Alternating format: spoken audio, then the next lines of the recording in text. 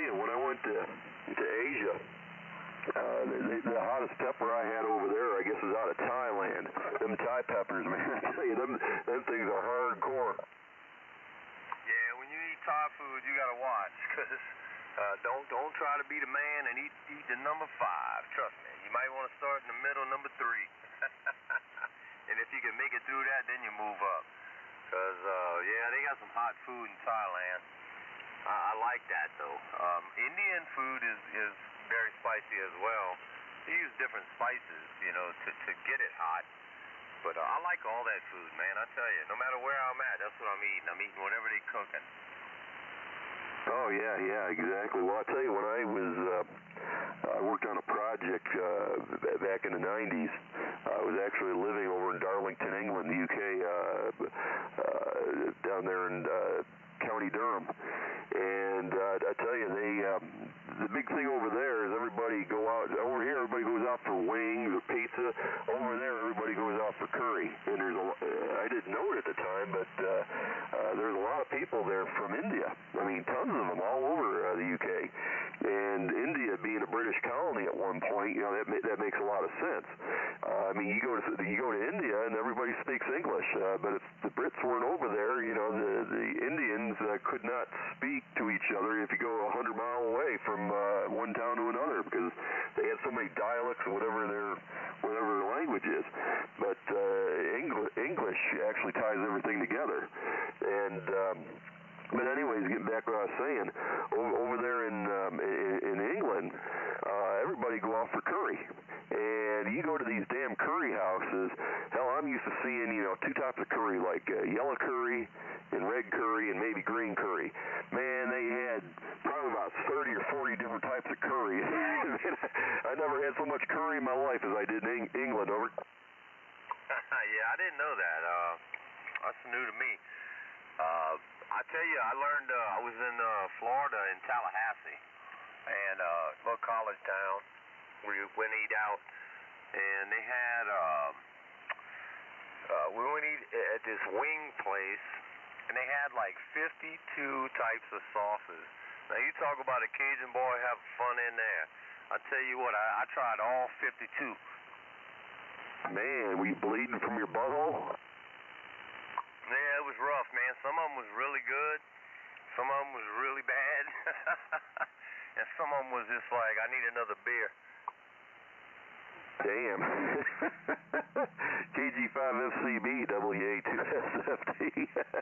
Man, that kind of reminds me when I first started eating wings in Buffalo. You know, we kind of overdid it and got like 50 or 60 wings and got them as hot as you can get them, and chased them down with pitchers of Genesee beer. Man, I tell you what, man, I couldn't shit straight for a week. Yeah, I hear you. WA2SFT, KG5FCB. Yeah, I tell you, man, I like hot food. I like food, period. I tell you, another thing that when I was in the Middle East that I grew very fond of was they had a lot of fresh shops that would serve fresh nuts, you know, and I really become fond of almonds. Actually, the almonds from there, they actually taste like amaretto. If you ever had an amaretto sour, they have that amaretto taste. I mean, it's like nothing I've ever eaten before. And man, I would buy those things by the pound. I loved them. Oh man, we used to, as teenagers, we used to drink Amaretto straight. Go down to the local liquor store and just buy it and just drive around drinking Amaretto.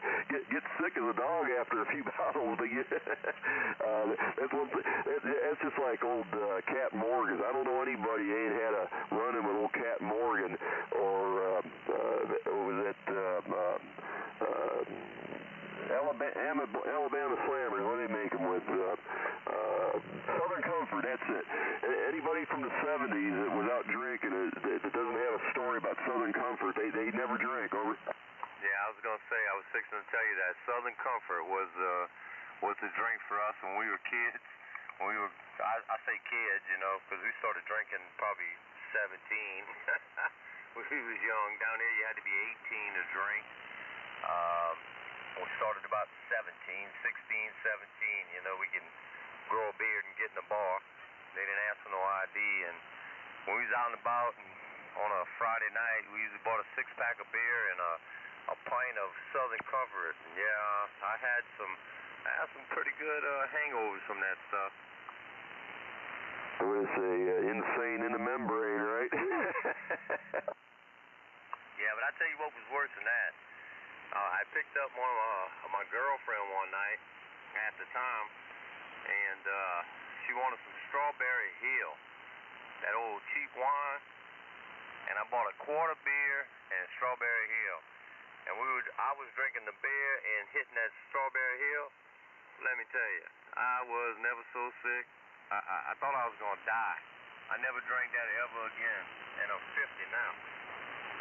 Well, I tell you, I remember drinking with some of these good old boys down in Mississippi, down on the lake in Grenada, years ago. And when we used to go bar hopping, like I said, up in Buffalo in the wintertime, you know, we'd sit there slamming beers, and go to another bar. You'd always take like a shot of real cheap brandy, like Mohawks or something like that, like cherry brandy or blueberry brandy. That's some rock gut. But you take a swig of that stuff and it would warm you up. So you could go out in like 20 below zero wind chill factor weather and not keel over. Well, I remember we was down in Mississippi and this guy brought out we've been drinking, he brought out a bottle of brandy. I mean, the real deal brandy. I mean, I tell you what, it was no comparison to that rock gut we used to drink up in New York, man. That put you in the dirt. Yeah, I got a buddy up the road, he makes it, so he makes his own homebrew brandy, and it's good. I tell you, I like it. I don't drink a lot of that. I'm not real big on the homebrew stuff. I don't really drink whiskey at all.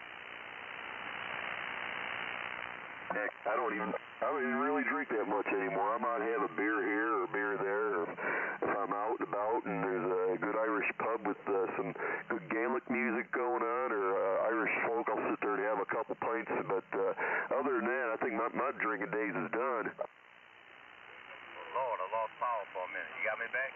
Yeah, you're good. All right, I don't know what happened. I think my wife must be in there trying to blow dry hair, and my amplifier's on. She ought to know better than that.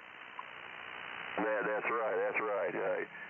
KG4THY down in Houma, Louisiana from WA2SFT. Look at that milliamp meter go. Louisiana. WA2SFT. KG4THY. Anybody else out there? What happened to Tom, man? I'm fixing to go back to Florida Monday, and I think he said he was from Florida, and I was gonna bring my little bitty small mobile radio, and figured I'd see if I can catch him on there.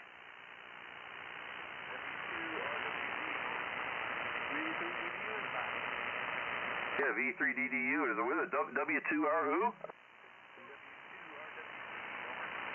Yeah, W2 RWP. Hello. Name here is Greg, and I'm in Coastal Tennessee. All right.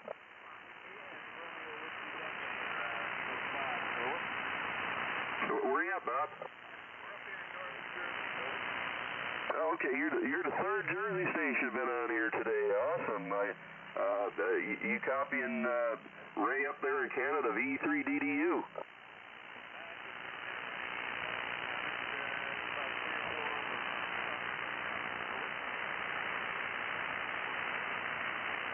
Okay, yeah. What about Emil? You copying the Jersey station? Got him real light, Greg. Got him real light, but I can hear him. Oh, okay. Ray, VE3DDU, you copying? He's going from 5.8 to 5.9. At this point in time, the aurora itself is ovulating, so it makes it just a number mathematically, so it might be worth a distance down there, but no, I think it's... Okay, real good. Go ahead there, Bob. W2RWD, WA2SFT, over. Say hello and catch up with you all, and hope you're all having a good evening. Yeah, we're trying. We're just hanging out here.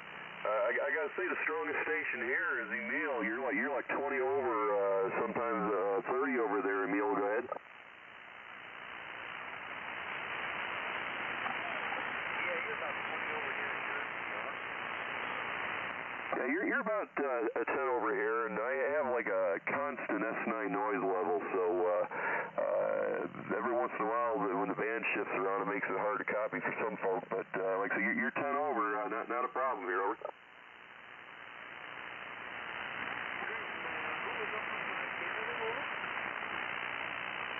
Yeah, that's Ray, Victor Echo 3, Delta Uniform. Go ahead, Ray, you copying with Bob down there in New Jersey. I'm getting Bob in New Jersey, 5'9" to about 5 over. Yeah, he sounds good. He's 5'9" to 5'9" up. We're getting the ovulation from the air up here, so 8 days. But no, he's doing everything he can.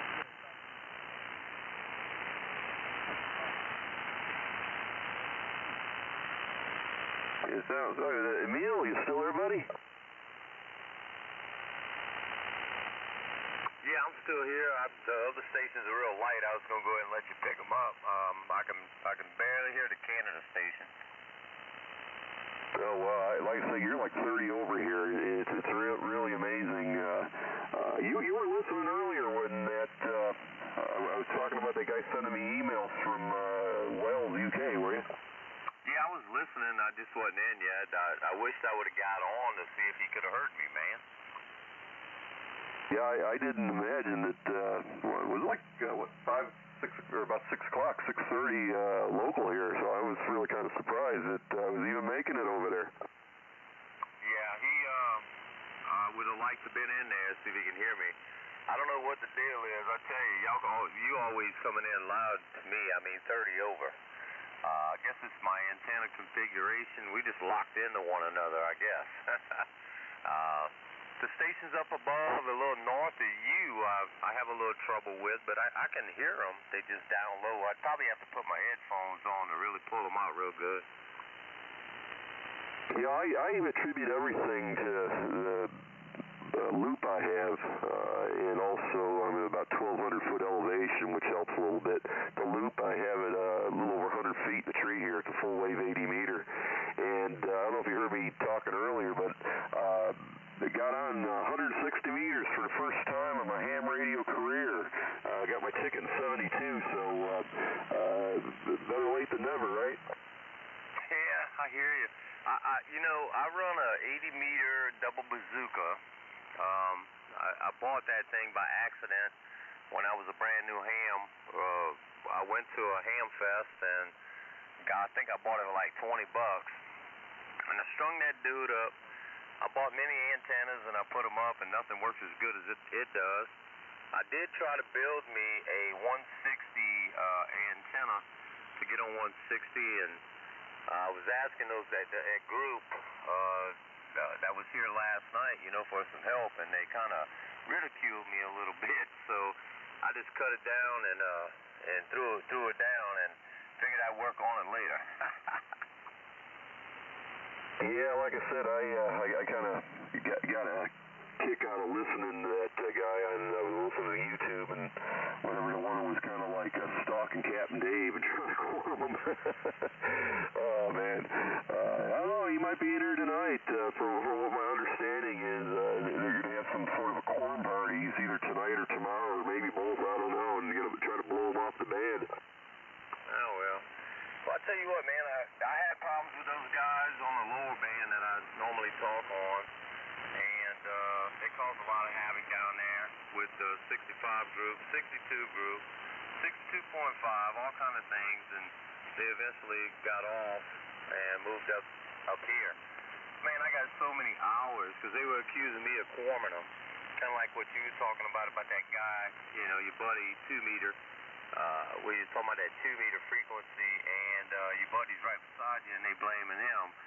So I mean, I probably have 50 hours of video because I don't believe in doing audio because audio can be chopped.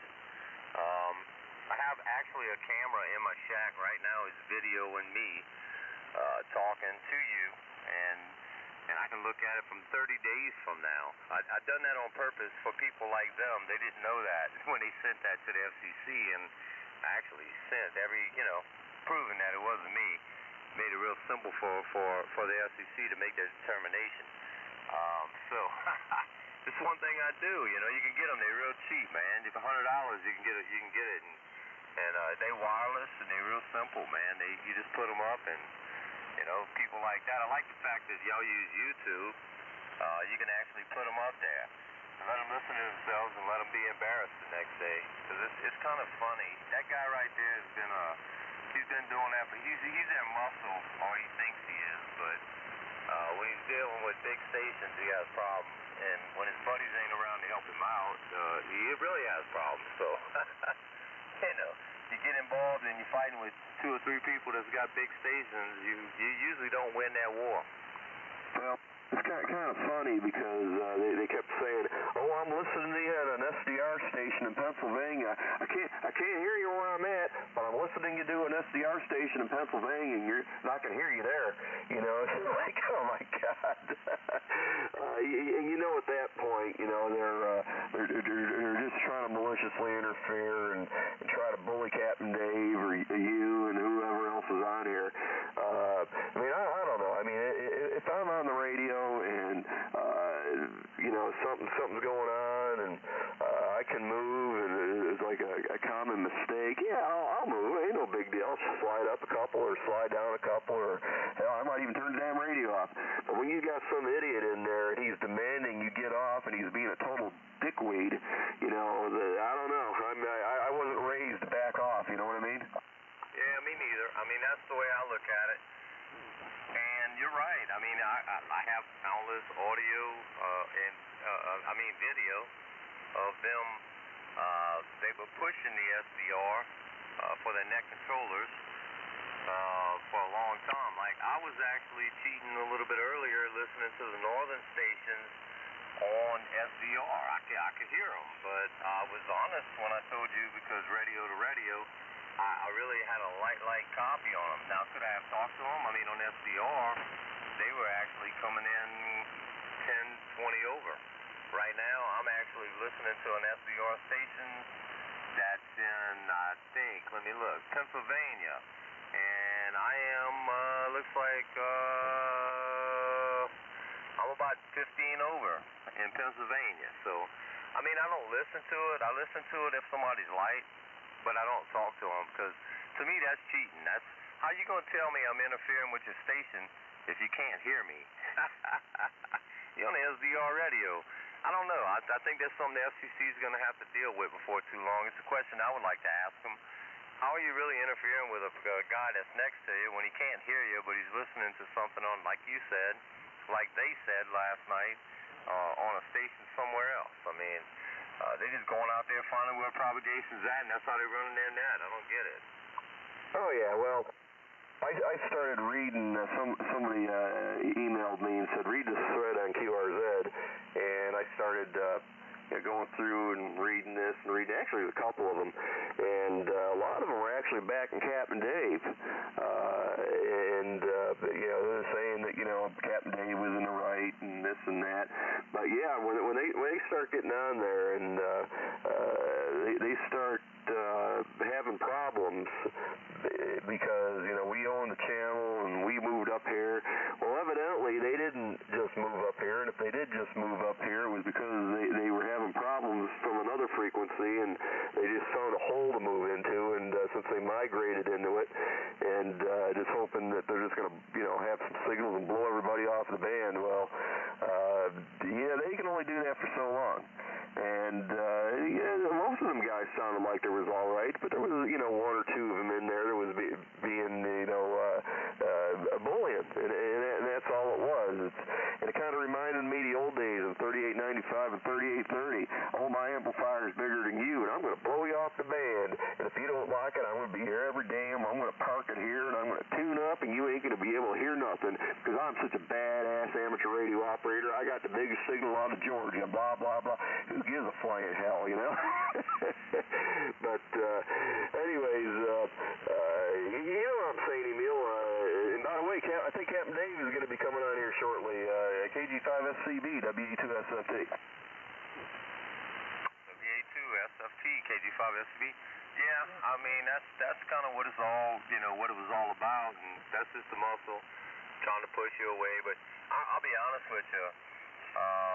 They used to dealing with guys that's got 100 watts or whatever, you know, or don't have an antenna that they have to listen to SVR to be able to hear. And now you're used to dealing with people that's got good radios and good stations. And when you put that combination together, I mean, he's the best they got, obviously. And I can tell you this, when he was trying to do that, quorum, like he was trying to do last night, as long as y'all were talking, I didn't hear him. You know, so he needs to do something else, man. He needs to get a better station. He needs to put up a better antenna. He needs to be nice. That's all I'd tell him. Be nice, man. Quit being mean, because he's a mean, hateful fella. He's a preacher. He likes to preach to you, too, you know, tell you all about how, you know, you're going to hell because you're a bad person. All these things. I done heard this guy, man, I got hours of video on this cat. So, but anyway, I'm not worried about him. I'm not going to turn him in. I just use that to defend myself when the time comes, you know. I'm not one of these people, you know. You're supposed to police yourself on ham radio. If you got a problem with a guy, you know, you talk to him, maybe you can work it out. You know, if you can't work it out, then you move along. That's the way it works. You don't keep pounding down on people. But anyway, I wish them luck, and that's what they're doing. This is the third time they had to move, and they have a lot of good people on there, Greg. I'm going to tell you. A lot of good people, but you're right. They got about 4 or 5 of them that's the ringleaders that's not good, and that's the problem. If they could weed them out, they might be able to make something happen and be successful. But I think as long as they continue on that path of going up there, and then they use, we got 70 check-ins a night, you know, and well, they checked me in tonight, and I just went on that logger to see, you know, how many people checked in, and I got checked in. Well, I wonder how many people was up there. They had 17 when I did it, and I didn't check in, you know, so, I mean, that's a lot of it's, you know, smoke and mirrors, but it is what it is, and to be honest with you, I think what they're doing is they made comments before about Captain Dave and his phone patch, and how is that legal? Well, they obviously don't know ham radio, or they would know that already. Phone patch is perfectly legal. You know, as long as you ain't QSO with another ham radio operator, you can do it. Obviously, they don't know that. And they just going up there picking because they got pushed off everywhere, and they feel like, well, they can go up there and pick on Captain Dave, and the FCC is going to get their back. But I don't, you know, Captain Dave does talk about some controversial things, and, you know, he might voice his freedom of speech, but he's not in violation of anything to do with ham radio. He does everything the right way. Well, KG5FCB. WA2SFT. Back to you, Greg. Yeah, WA2SFT. Captain Dave's here. And I want one quick thing. Well, even if he was, it's none of their damn business. Over. That's right. Go ahead, Captain Dave. Yeah, KI4THY. Captain Dave here, Captain Dave. I understand that we're the talk of the town, or the talk of the nation, or the talk of a few. But anyway, can I come in here and check in on your net there? Let's see, I don't forgot. Oh yeah. Mr. Cordial on the cordial. Is this the cordial bunch here? Go ahead. Now, what you need to do, Captain Dave, is you need to stand up, you need to move to the right, move to the left, take your right hand, put it between your legs, and scratch your friendly bunch real nice and hard, then sit down and talk on the radio. I don't know about mine. I know Kevin, boy, he might have crabs or something, but he's already scratching there. He's scratching his friendly bunch, is he? Yeah, he said he's been doing that. Yeah, that's part of his ritual. There you go. He probably woke up with his hands on his friendly bunch there. What do you think, Emil? Oh, I'm thinking so. I know I wake up every morning with my hands on a friendly bunch of guys. You guys make me spill my coffee all over my mic. Come on. Oh man, I had a real interesting week. Most of it was attributed to the weather. We had most people have frozen pipes. I actually had a frozen window unit, not a window. It's made for winter, but it's actually mounted in a wall. You know, one of them compact heat and cool units in a one-bedroom apartment. And I guess it got too much water in it, and it froze the prop. And we had to take care of that. And then we had some more downstairs. I guess they had a wild party, and had the police out. And anyway, the woman that was some woman in there screaming her head off or something, according to the upstairs tenants. And anyway, they arrested her and took her to jail. So we've had a pretty interesting week, but no frozen pipes. You know, no frozen pipes. And of course, all of Middle Tennessee schools have been out for the whole week. I mean, they've been celebrating MLK all week. It started out Monday, which is a regular holiday, but then they, little did they know, it was going to turn into a week-long vacation there. Go ahead. Oh, exactly. And I guess it's supposed to heat up to like 50 degrees here come Sunday, and they'll all be going back to school. Oh yeah. Well, we're glad that we were so glad to come in. We was over here in Tullahoma earlier today. Came back close to sundown, and like I said, we're just so glad to see all the snow gone. It's pretty much gone here. But this is the first time in a long while that the cove down here at the lake froze, and they actually had snow on top of the ice. We hadn't had that in several years. But I can't remember the last time it did that, but. A lot of ice. We're just glad to see it gone, and like I said, we're ramping up for Groundhog Day. We're going to leave it up to the groundhog, but the flu is bad. The flu is peaking, and they're running out of medicine up in Nashville, and it's just bad everywhere. Go ahead. Unbelievable. That's right. Groundhog Day is coming up here. He's going to come out of his hole and see if he sees a shadow. Yeah, we'll see what happens. But anyway, I've been trying to keep from taking pills for my back. My back keeps giving me a little problem. But hey, while I got you on the line there, have you had many problems with Windows? Do you use Windows 7 at all, or you already got Windows 10? Yeah, I already have 10. I never did. I went from XP, and I held on to XP as long as I could. And then Mia, she had 7. She went through all that stuff. I guess there wasn't Windows 8. Yeah, I got 4 Acers with Windows 7, and I know one of them, the one out here in the ham shack, is on 40 meters, and I had the ferrite beads and everything else on the mouse and the keyboard. I think it came in on the internet. I got one of these little reflectors that's on a swivel that points toward the house, to get the signal. Otherwise, it's kind of flaky out here. And I think it came in on the USB cable from the from my Wi-Fi device. And like I said, I even went to a wireless keyboard mouse, but it didn't help. Anyway, I guess it got into the RAM because it freezes up. I can't even use it. And I'm back to using my AirPad now out here. And then the other one is a Windows 7 laptop. Windows 7, and it got where it just didn't want to do the updates anymore. And then you could wipe it out and go back to the original settings. It's got a partition with the original program, but hell, that thing is 09. So it's pretty well antiquated, and I got to get another one. So I had to bring the wife was using the laptop, but she got to complaining about it, and so I just took a desktop up there and set it up for her with a wireless keyboard mouse, and she's happy, and it updates and everything. So I got 2 out of 4 that's working now. But I've got this AirPad, this Apple AirPad 2, and of course it works like a charm. I like it because it, it runs, when I'm out here, it runs on the batteries. I don't have any problem with, well, every once in a while, Wi-Fi is a little flaky. If I park the truck too close to the house, it'll knock the Wi-Fi out. So as long as I don't park the truck too close to the house and get that line of sight to the air pad, it works pretty good.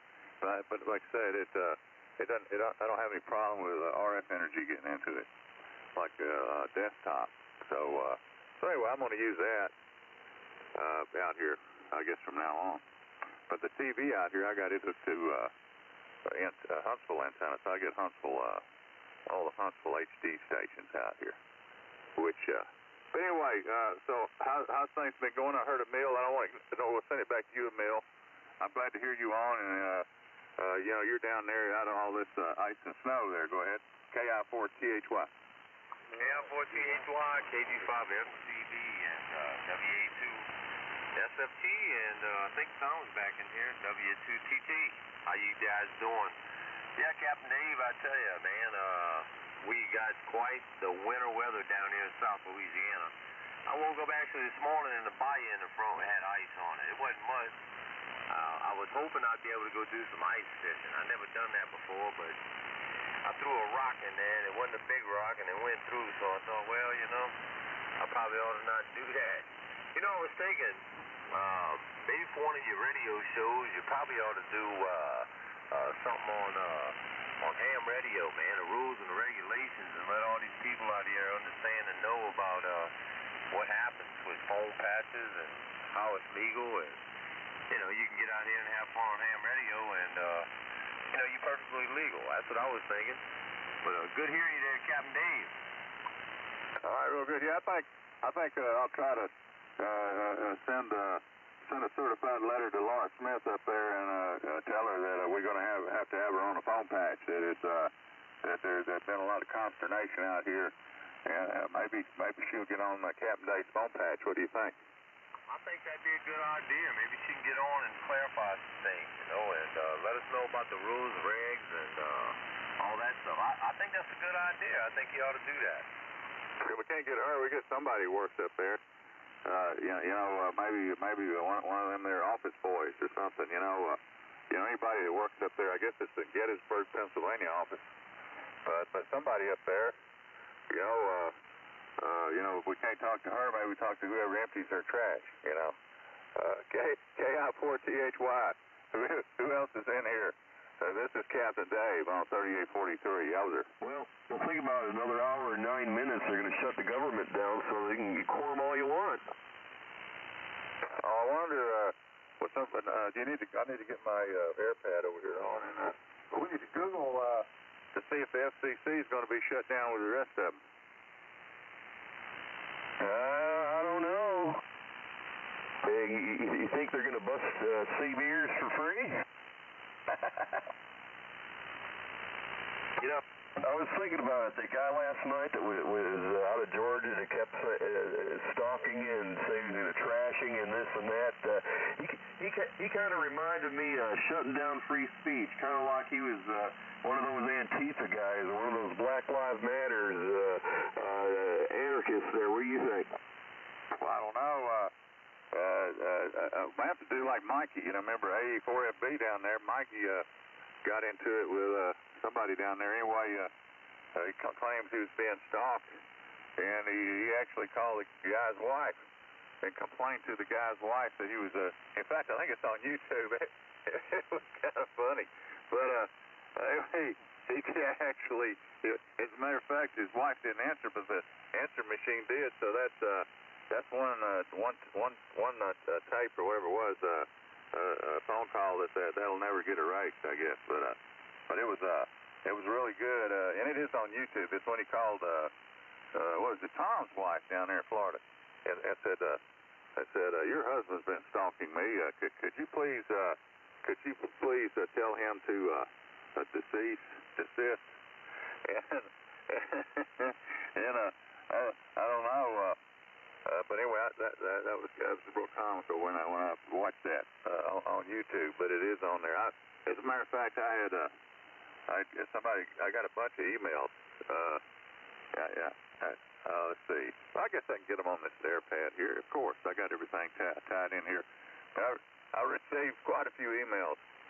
Came in last night, and I didn't read them till today because I was so tired when I went in the house last night. I went straight to bed, didn't even take a shower. And but we got quite a few emails there. KI4THY. Go ahead. Hope you took one today. Oh yeah. They don't ever send me no emails, Captain Dave. Greg, what's up with that? Tom, I don't know. Why I don't get none, man? Well, see, you don't get people pissed off enough, Emil. You know, you need to ruffle some people's feathers there. You know, get them all upset and pumped up 30, 40 degrees there where the veins pop out of their forehead. I was wondering, man, if y'all out there listening, I know you are, just send me an email, say hello, man. My name's Emil KI4THY. Send me an email. It's at gmail.com, man. It's on QRZ. I was going to say, you put your Gmail address on QRZ so everybody could look you up and email you. That's the way to do it. Oh, it's there. I just don't get no emails. I don't know. I guess they know where I'm from, you know. We don't care about things like that. I don't know. But just email me, say hello, how you doing, and be nice. Just be nice. Just remember, be nice. I'm a nice fella. I don't like that. WA2SFT, Captain Dave, earlier today, 6:09 p.m. on this frequency, Vern from Northwest Indiana, K9VJR, told me to tell you hello. Well, I'll tell him myself. Is that you, Vern? Yeah, Greg. K9VJR up here in Crown Point. Good evening, Captain Dave and Greg. Man, I'll tell you, you're 20 over now. And Captain Dave's 10 over. Gotta be conditions because Captain Dave got that big station there. I'm just a mobile. Yeah, well, you're both coming in real well. So, Captain Dave, how are you this evening? Oh, pretty good. I had a little trouble getting connected to the internet over here on my AirPad. Yeah, I'm doing fine. KI4THY. And, Lordy, it's Friday, TGIF. Go ahead. Yeah, thank you, Greg, for passing on my message of howdy to Captain Dave. I just popped back into the shack here and tuned in, and by golly, you're both coming in great. Boy, this is good band conditions this evening. Over. Yeah, it started out, I turned on my 718 in the house, and I had a hard time picking Greg up, so early on it wasn't too good, but it's, like I say, I ate dinner and laid down, and evidently it's picked back up. So, yeah, you're doing a good job down there, KI4THY. Okay, thank you, Captain Dave, for the signal report. I won't hold you. I'll let you get on with the show. And, Greg, thanks for letting me in. K9 Victor Juliet Romeo will be listening. Yes, sir. Now, Vern, I think you were in here earlier. Captain Dave, there was a station that actually sent me an email. Actually sent me about 4 emails, 4 or 5. And he was a shortwave listener, but actually he's an amateur radio operator over in Wales, UK. And he doesn't have transmitting privileges up here. And he was actually said that he was recording our conversation and was going to put it on YouTube. And that was, when was that? It was probably around 6:30, something like that. You were around then, weren't you, Vern? Yeah, that's exactly when we were talking. Over. Yeah, okay, but like I said, the band was in real crappy shape locally here. I was struggling with some stations, but they were hearing us out in Europe, so you gotta love that. For sure. Yeah.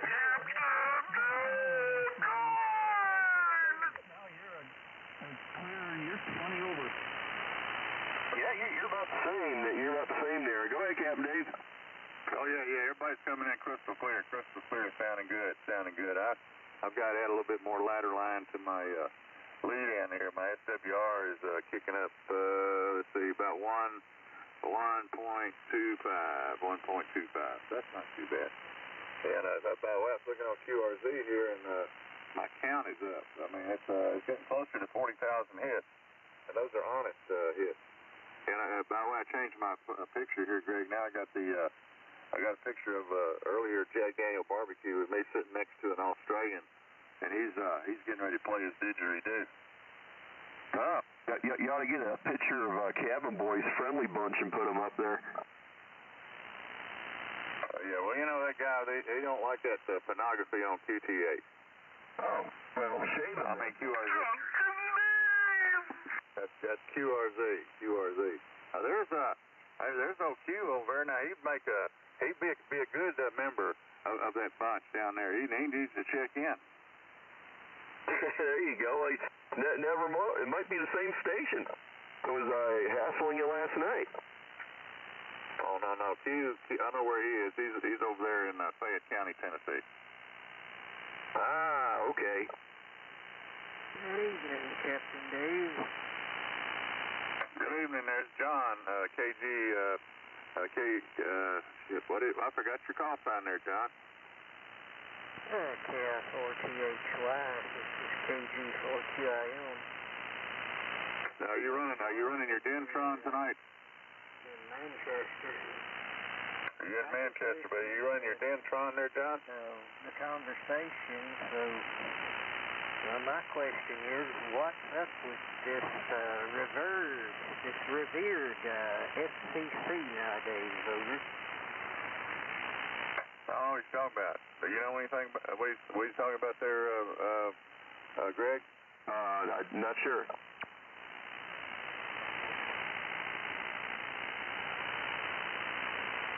Oh, we don't know what you're talking about, John. Yeah, he's talking about the government shutdown and all of that. Oh, the government shutdown. Yeah, we're counting down. We got a countdown clock. CNN's got one on their channel. I guess MSNBC's got one on theirs. But anyway, they're hoping they'll have a shutdown. That's so they can blame Trump and the Republicans for it. Yeah, after another hour here, if they shut down, I guess the cormers can go crazy. Not worry about getting caught. It sounds like it'll be time to put the gloves on the radio if that happens. Well, isn't there supposed to be some sort of corn party that they're conjuring up for tomorrow night? I don't know. I heard something about a party, but I don't know. It maybe had something to do with politics. I reckon maybe it's amateur radio politics. I don't know. I thought somebody was gonna try to blow you off the band there. This hypocrite kept telling you last night, from what I heard on that recording, that make ham radio great again. He was kind of mocking President Trump. We'll have to see after tonight what happens. We have a necessitate an appearance, but I might just have a fire and watch Netflix tomorrow night. I am a married man. I can't keep coming out here. I don't come out here that often, but it seems like we hit a pretty good nail on the head last night. That was a real good. I don't remember too much about it. As a matter of fact, I'm gonna look at my trash can right here. Yeah, there's 3 empty bottles here, and I just emptied it yesterday afternoon. So I got 3 empty wine bottles here in the trash. So I'm not too sure. I would hate to have to testify and recount my time. After what is it, 7 or 8 o'clock? I don't know. It's all sitting out there, sitting over here in the trash can. KI4THY, Captain Dave.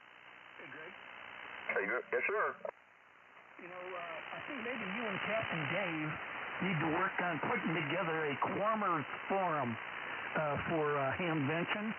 And, after the forum, we can have a Quormer party and get all the Quormers in one room together. What do you think? They ought to do that on 7200 every day. Well, I remember Dayton in the old days, down there at the old Biltmore and whatever, in the 70s, they used to have all the late night radio crews. They'd have like hospitality suites, and they'd fill the bathtub up with ice and beer and whiskey and all sorts of liquid refreshments.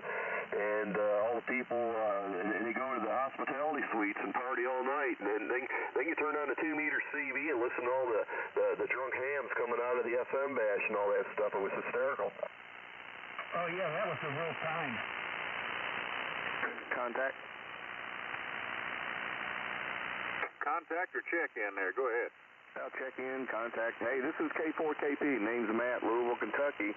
I want to see if Vern was still out there. And Captain Dave, good hearing you and all the other guys there. But Vern, you still out there?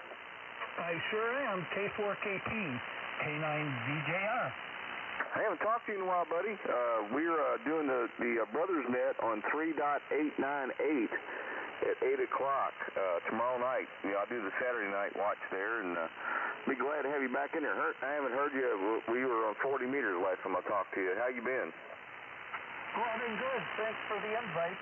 Yeah, I haven't been on the Brothers Net for a while. The band conditions have been pretty sad the last few weeks, that time of evening. But thanks for the invite. We'll have to make sure we check in tomorrow night. You said 3.898, correct? Yep, 3.898 at 8 o'clock Eastern time. I heard you in there a while ago, and I always listen for Captain Dave here on Friday nights when I've had a couple of beers in my belly. I like to listen to what he's got to say, and all the other fellows here. But I heard you in there, Vern, and it's always good to hear from you. And if you get a chance, come check in. And all you guys, come check in with me tomorrow night. 3.898 at 8 o'clock Eastern time. The Brothers Net, love to have you. And I'll stand by and listen to the show we got going here. K4KP, Matt in Louisville, Kentucky. Y'all have a good night. K4KP, what frequency was that? 3.898. 3.898. Hello, radio. All right, thank you, brother. KG5SCB, I'll give it a shot, man. Yeah, I'd love to have you. It's not a whole lot of people check in because of the band conditions and the frequency change. We're usually on 7.192, and a lot of the guys can't get down here on 75 meters. So, hey, it's a lot of fun. We just chit-chat, talk about whatever, and maybe tomorrow night do some trivia. So I'd love to have all you guys check in with me, especially you, Captain Dave, my Tennessee pal.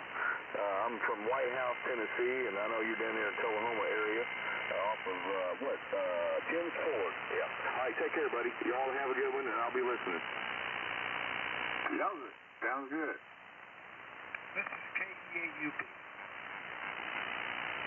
KG4THY.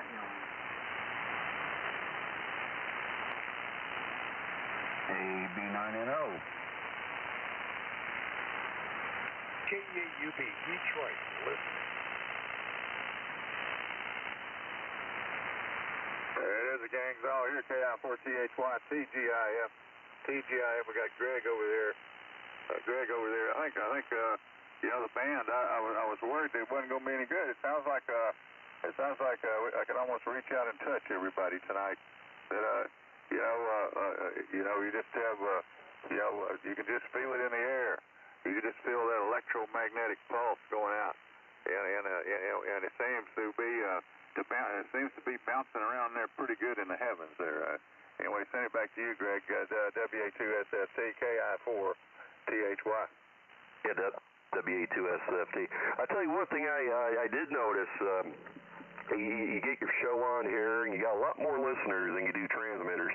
And last night when that, what was it called, N4ECC or something like that, came in there and started dumping on you and trashing you and threatening you and all this stuff, I was actually surprised the amount of people that came out of the woodwork in your defense. That actually was a pretty decent thing. You heard that, didn't you, Emil? Yeah, I did. I did hear it. There was a bunch of guys. Actually, they must have been listening for quite some time, because a lot of the guys were coming in. I could hear them. They were light, but they were coming in. They knew his call sign. They knew his address. They knew everything. And yeah, he had about 10 people. Man, I was impressed. I thought I was the only one that hated that guy. But, well, I don't hate him. I just think he needs to learn how to be a little bit better operator. Being a bully is not good on ham radio. Well, I never talked to him. I heard tapes of him, or something on YouTube of him, and when I got in here last night, I guess all that stuff had already passed, and you guys were talking, or it might have come in the tail end of it, I don't know. But seemed that he got tired and had to go change his depends or something and went to bed. Yeah, I think he was cold, man. He's on his shack, and he don't have no heat. He listens in his house on SDR, and whenever, the group has problems, they bring him in, and there's another guy, Ivan. You'll probably hear him, too. He's real dirty, man. He runs wide, real wide, and, he's running the old rig, and he runs wide. You know what I'm talking about. So he tries to cover up people and talk smack, but when you got good stations, you got good stations, and out here there's a lot of good stations, so you can't do that. And when you got 5 or 6 people that's like-minded and stick together, they can't do nothing about it. So 1 or 2 people ain't gonna do nothing. So I think he learned his lesson last night. He's already almost in trouble. He's teeter-tottering on the edge right now.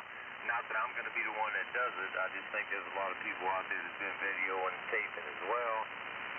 And I think if he keeps doing what he's doing, he's going to be in a lot of trouble. But, I wouldn't be the one to do it. I think he just needs to probably listen to himself on YouTube and go, wow, I can't believe I did that, and stop doing it. Well, them guys, I don't hear them down there. They must have moved off, put their tail between their legs, and went to a different frequency. And I was reading all that message board stuff on QRZ, and somebody mentioned go below 3,800. There's a ton of real estate down there, so maybe that's what he did.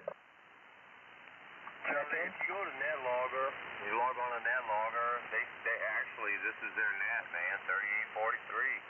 Their net's tonight, 3843. Go to NetLogger, and it's where it's at.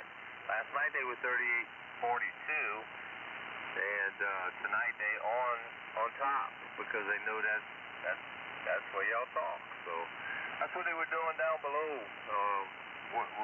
on us. So I don't wish them no bad luck. There's a lot. I think they got a lot of good people on there. I think what they're doing is pretty decent. I really don't like the way their nets run, but that's not my business. But there's a lot of places you can go, and if there's nowhere to go, join into a net. Don't try to get in there and push somebody off. It's my opinion. KG4THY, that's me. Oh, yeah, I agree. And nobody owns any frequency. It's not first come. It is. It's first come, first serve. If you're here and you're there, somebody says, "Well, we got a net coming in." Well, that's not my problem, and that's not your problem. If you guys can, or anybody can work out a deal, we'll slide up a KC or slide down a KC, that's fine. But to get on there and start throwing threats and stalking Captain Dave like they did and whatever, that just ain't right. As a matter of fact, I think these guys are tired of saying, check in, I'm here, log me in, we got 75 tonight, we got 76 tonight. I think they want a little controversy. I think they want to spice up their life. I think they want to put a little bit of Tabasco on their radio dial and their microphone here and turn the heat up a couple notches because they get off on it. And of course, they're going to be hypocritical about it, and they're not going to say that they don't like it because they do like it. They like the controversy. I think they like to rile people up. It's probably like their human nature. But like I said, if somebody was to get on there nice-like and say, hey, could you do this, could you do that, is one thing. But to get on there and demand to get off and say you own the frequency and they've been here for X many years and they got, you know what I'm saying there. Go ahead, Emil. First come, first serve. Yeah, well, you're right.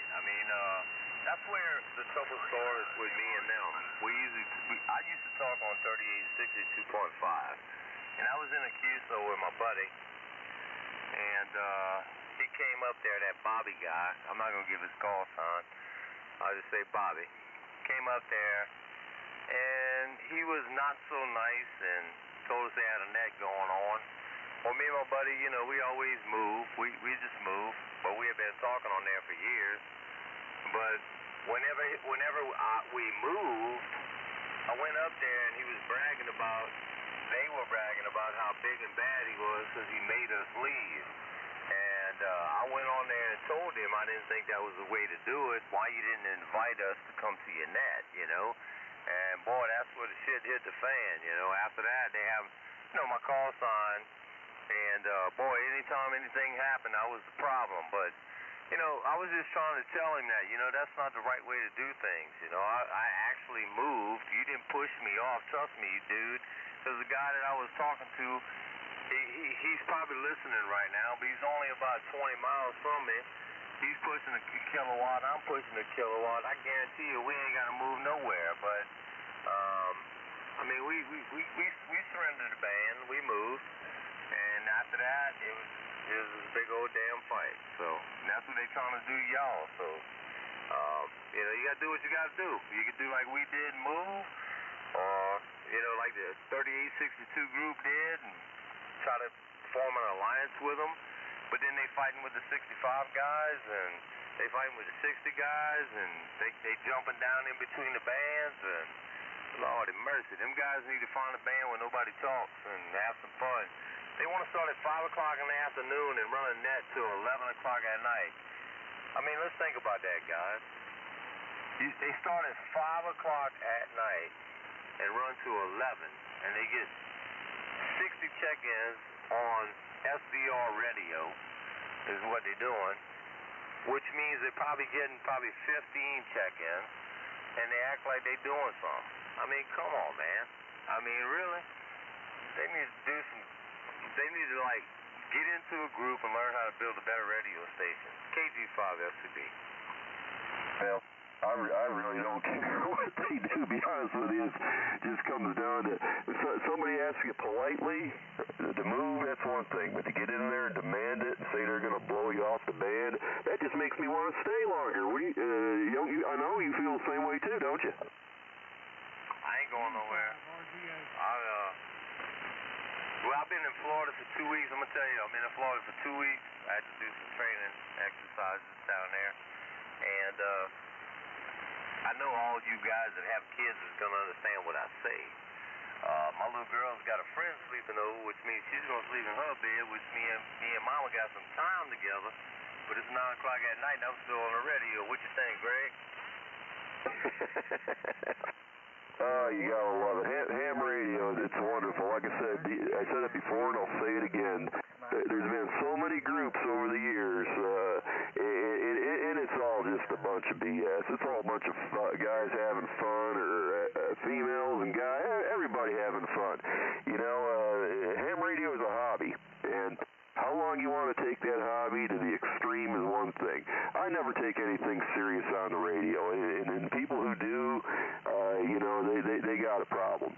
It's not like, people are really going to come over and put a bullet in your head or cut your antenna down or stalk you. Well, I'm sure it happens from time to time, but in the real world here, 99.9% of the stuff you hear on the radio is just a bunch of hot air going in one ear and out the other. Yeah, that's right. And, I didn't really get upset until I got a letter from the FCC.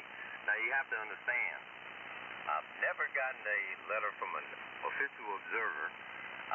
Most of the things that I get in the mail on ham radio-related issues are good talking to you, great QSO, great operator, love to talk to you again, those kind of things. But the first thing I ever got was because of those guys. And, that's the guys I scratch every morning, my friendly bunch, They try to pull together, team together, and squash me. But one thing they didn't know is that I record everything. So that was real easy, man, when I just went, okay. I typed up my letter, and I sent the recordings on down the road, the videos. How was I cornering when all my radios or just listening? So them techniques need to figure out, what they're going to do. But anyway, I'm really not in that fight no more. As long as they leave me alone, I'll leave them alone. That's the way I look at it, Greg. N5, RTA. Yeah, the N5 station, go ahead. Yep, request, do not use profane language on the frequency. The amateur radio frequency. Vehicle operation. Profane language is forbidden. Thank you. Don't use profane language, sir. He's real white copy over here. What did he say, Emil? Yeah, he was saying to refrain from using profanity. And I'm asking him now, when did you hear it and who did it? Well, I'll tell you who did it. You did it, and it was just about 5 minutes ago. 2 words. One started with an S, the other one started with C. Please refrain from it. What was the word? Well, I got a little bit of copy on him. I would like him to explain to me the definition of profane, obscene, and indecent. Could you please tell me the definition of that in not lawyer talk, but in plain English? Over. Is this guy nuts? 4-letter words like don't, damn, like damn, the dam broke, or what are you talking about?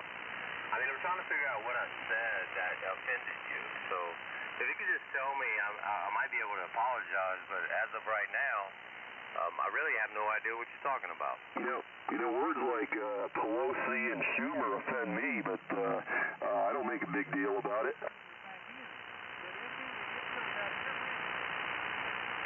Well, you know, sir, I think you just need to damn move along. How about that? That's a dam. The dam just broke, and you just move along, go back to Georgia. How about that? What you think? I think the recording is very well done, very good. Have a nice day. N5 RGA. Good luck, sir, on that recording. You have a good night, and you be careful, and you be safe, and God bless you, sir. I don't think anything will happen with that because CNN said the S word, S-H-I-T, 195 times over the past weekend, and they're still on the air. We're all good. K4KP. There you go. I agree. 115.3%. You talking about them shithole countries? Yeah, man. I've been to a few of them. I'm just sitting here looking at your email from last Friday about them there shithole countries. Yeah. Yeah, I've actually been to a bunch of shithole countries, and I tell you what, I've been to a few places in this country who's shittier shithole than that shithole I was at, but, you know. It all depends on what part you go to. You know, you can either go to the shithole or you can go right to the front end. Yeah, I like that. You know, the best thing I like about the word shit is I love it when it hits the fan there, and I like to be part of that big event. I like to see, it's a magnificent event when it hits the fan. Yowzer, this is KI4THY Capitano Dave. Yeah, I approve that message there, Yowzer. Yeah, anybody's ever been to Chicago, they've been to a shithole country. Hey, did that guy who was complaining about foul language, did he identify himself? No. Hey, how you doing, Mike? How you doing there, buddy? WA2S50. Hey, how you doing, man? KB9RZ.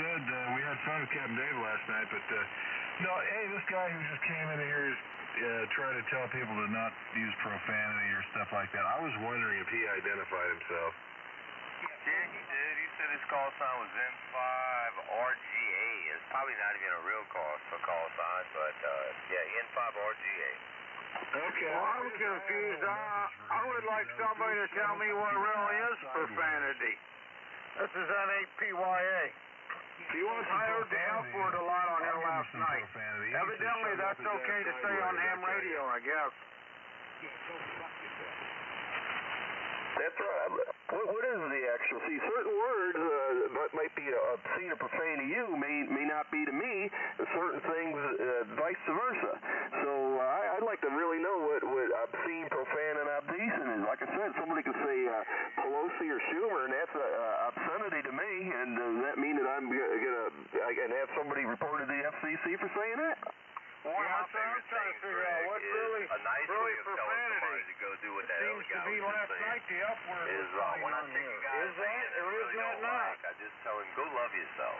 Yeah, the Supreme Court came up with a three-pronged test, and they don't even realize what I said, so I walked away. I just told him in a derogatory way to go love himself, man. About 20 years ago, whatever. So to be against the rules, it has to be of an egregious sort of sexually nature with the intent to stimulate erotic emotions and that sort of thing. Just saying hell, damn, god damn it, fuck you, and all that, absolutely permissible, and you can go ahead and do it, and that guy can shove it up his ass. KB9RZ. Does that mean I can't say I gotta reach between my legs and scratch my friendly bunch? I mean that's obscenity. That's not obscene according to the Supreme Court, so you're okay with that. Okay, so my friendly bunch, I can scratch my friendly bunch, and that's entirely okay. Okay, what do you think of that, Captain Dave? Can Captain Boy say that? Well, certainly I got to get him over here. But anyway, the guy that was acting the profanity police over there, N5RGA, he's according to QRZ, he's transmitting from Texarkana, Texas, and his name is Richard. Richard over there. Anyway, he's only got 196 lookups on QRZ. I don't know whether he's he might be one of them there Baptist preachers down there. You know, I will say, all you people out here, anybody out there is without sin, throw the first rock.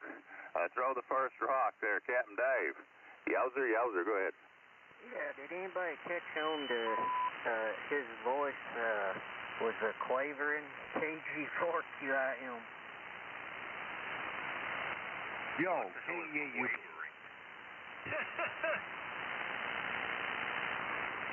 Hello, radio. Hi, Joe. I was at I don't want to mix up my Dublin here at Captain Dave, and I was at the VA, and I went to go there for a blood draw, and I got to talking to them in there, and they got talking about they cutting up a little bit, and I said, the guy who was talking let a little profanity slip, and I said, FUCK, we had to, when I was in boot camp in the Navy, I mean the federal government spent almost a whole day on the use of that word, and that's one of the things that anybody that's worked for the federal government or in the military, you better know how to speak that. You better know how to speak them four-letter words, because that's about all you're going to hear. And they use it in the White House. They use it in Congress. They use it everywhere. And you remember old Joe Biden? You heard him say, he said this is with Obama. He's talking to Obama. He said it was in Congress. It was addressed. He said, this is a fucking big deal, and they had it on the microphone. But anyway, that's what you get when you work for the federal government. You got to know how to speak that federal language out there, federal. And I imagine there's a lot of that going on tonight up there. You reckon? KI4THY. Yeah, but my question is, you can use the F word all you want on ham radio, right? That's what I'm confused. That's what I'm trying to find out. You can use F word all you want on ham radio. What's the difference between go love yourself? Love yourself, love yourself, man. Same thing. Same word, different phrase. Boy, you're brilliant. I don't think you need to use it. You don't want to get people desensitized about it. You save it for that perfect moment. It's one of them there stash words. If you're going to be real explicitive about something, explicit. And you can use it, I guess. But anyway, Captain Dave, TGIF.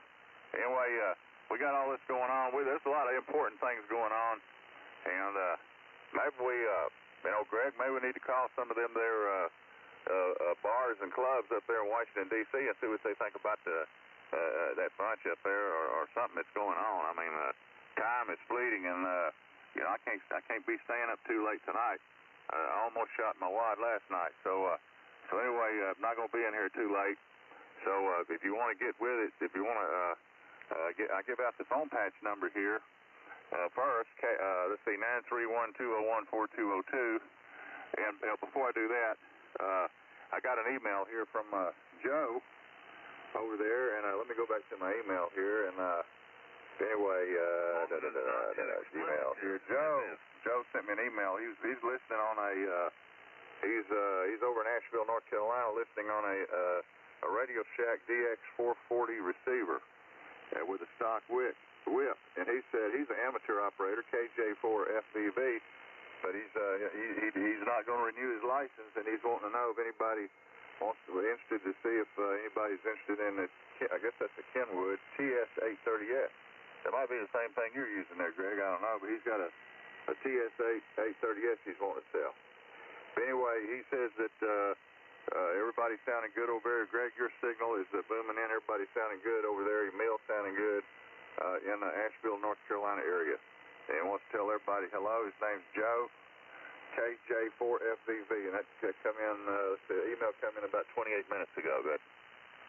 Hey, real good. Hey, Joe. Hey, a couple things. You're talking about using the F word. I guess it all depends, Emil, whether you use it as a noun, a verb, or an adjective. You got to be explicit on how it's being said. Then that might be okay. But and another thing, too, Captain Dave, you're talking about calling. I think you should call Hawaii, since it's like in the middle of the afternoon over there, I think, and call one of the national parks. And see if they're going to close after bewitching hour here, about another 30 minutes. All right, yeah. I got the TV on right now out here watching it. Well, you gonna text me a number or give me a number? I'm ready to do my finger is ready to do some digital manipulation on them pads. Well, let me look.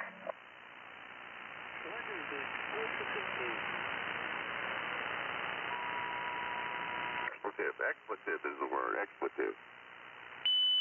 Like exploratory surgery of ham radio language terms and means. Like I said, we're gonna send. Like I said, we'll try to get a representative from the FCC up there. And we'll try to get them on the phone patch. And maybe we even get Ty on here, since he won't be physically having to go somewhere like the electronics show. You won't have to worry about no threat. You have to have a special dictionary here.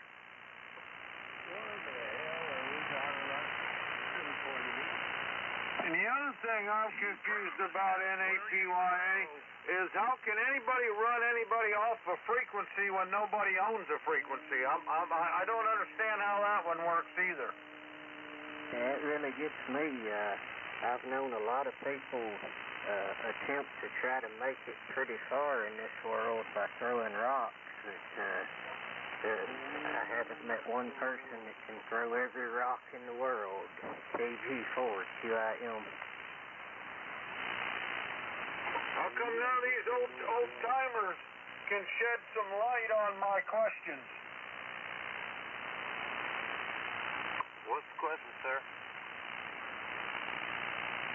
Yeah, these people have short-term memory problems. What's your question again?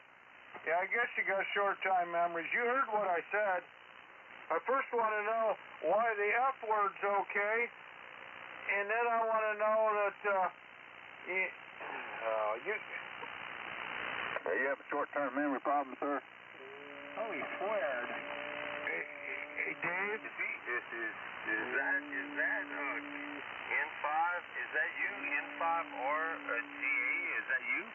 Is that you, Roy? Is that you? Hello? KG5STB, is that you? Hey, you gotta just say no to drugs, seriously. Who, me? Oh, yeah. I believe I can. I mean, this is some serious fucked up shit here. Well, sit back and listen, my friend, and love yourself for a little while and pay attention. It's not really that bad. Just, we just don't, let me go. Well, guys, I think it's time to ID, man. I think it's time to ID. KG5STB, it's time to ID, boys. Well, I guess if you talk for 10 minutes, it's time to ID, but if you haven't, it's not time to ID. It's time to scratch your friendly bunch. Man, I tell you, this life is so short. I think I'm just going to get me another beer. Hey, Dave? Captain Dave, go ahead.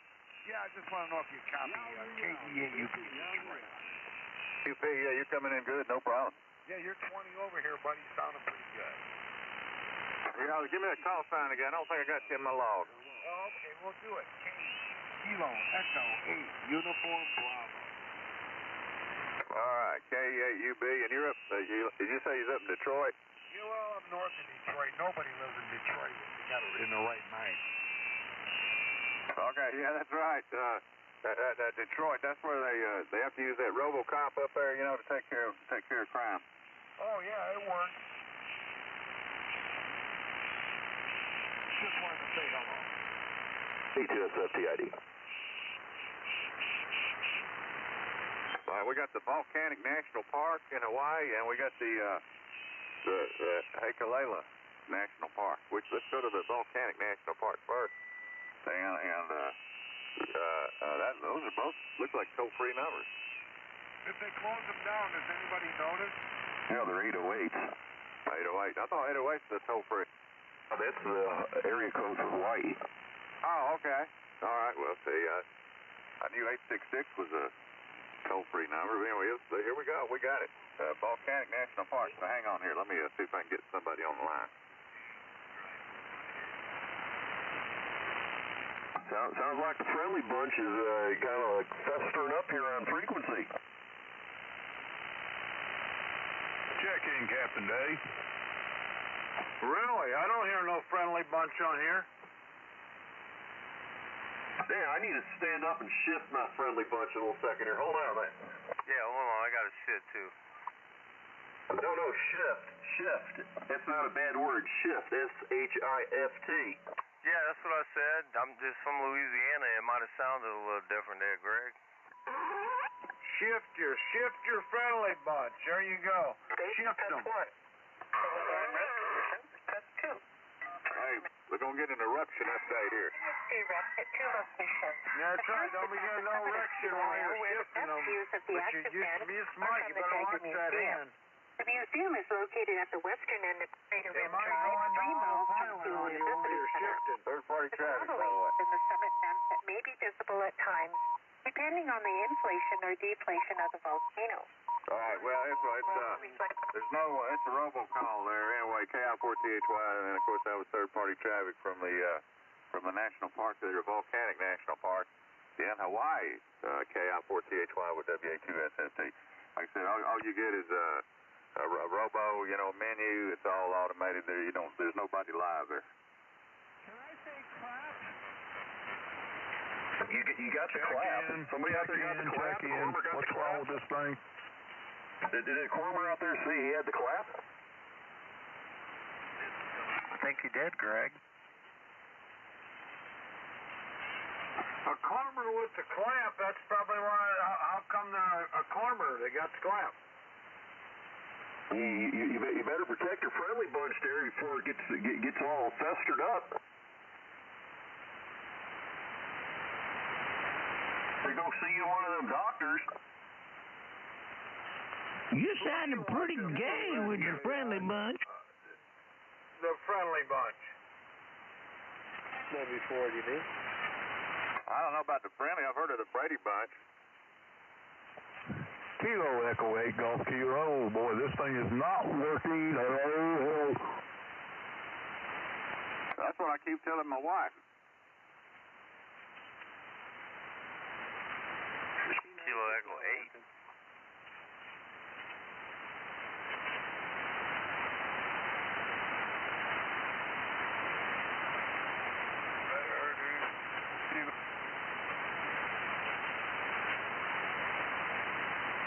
I think they're all still laughing there. KI4THY, Captain Dave. I don't defend no bunch. I ain't heard a bunch yet to defend. WA2SFT. I think you got a bigger crowd here tonight, Captain Dave, than you had in the last month. Where you at? I think since everybody's reading QRZ, what's that? The message board. You got everybody listening here. I think everybody's tuned in, waiting for a big old trash war or something. KI4THY. Kilo Echo 8 Golf Kilo India. Rather come. I heard a good-looking woman in there. Go ahead. Hey, Captain Dave. Hey, Greg. How y'all doing, guys? Hey, emails XYL? Yes, sir. Roger that. This is Charnel. How y'all doing? Good. How you doing? You have a good holiday, good Christmas and New Year's? Yes, sir. We did. Just hoping this weather warms up a little bit because I'm tired of the cold. There you go. Yeah, well, I hear you. I tell you, it's gotten down like in the single digits down here, 0 a couple times here in the last week or so. A chilly willy. Yes, sir, and I don't like it. I want it to warm up. Well, y'all doing a good job of tearing them guys up on the friendly bunch. I'm enjoying this. Where is the friendly bunch? Captain Dave's about ready to unleash Cabin Boy out on the friendly bunch, and they're going to have to run for cover. I think we the misfits, right? They better watch a Cabin Boy get the hold of that friendly bunch there. They only have one egg. I'm getting ready to send a friendly bunch a new member. His name's Carl, Captain Carl from British Columbia. I think he's wanting to be a member. Kilo Echo 8 Kilo India. Come on in here. You guys are talking about the friendly bunch. There ain't nobody on there. I went to 3842. They're not there. They're all here. Oh, well, no wonder they're not there then. Down 3838. Down on 3838. They on 3838 and listening to us on 3843 because we're more entertaining.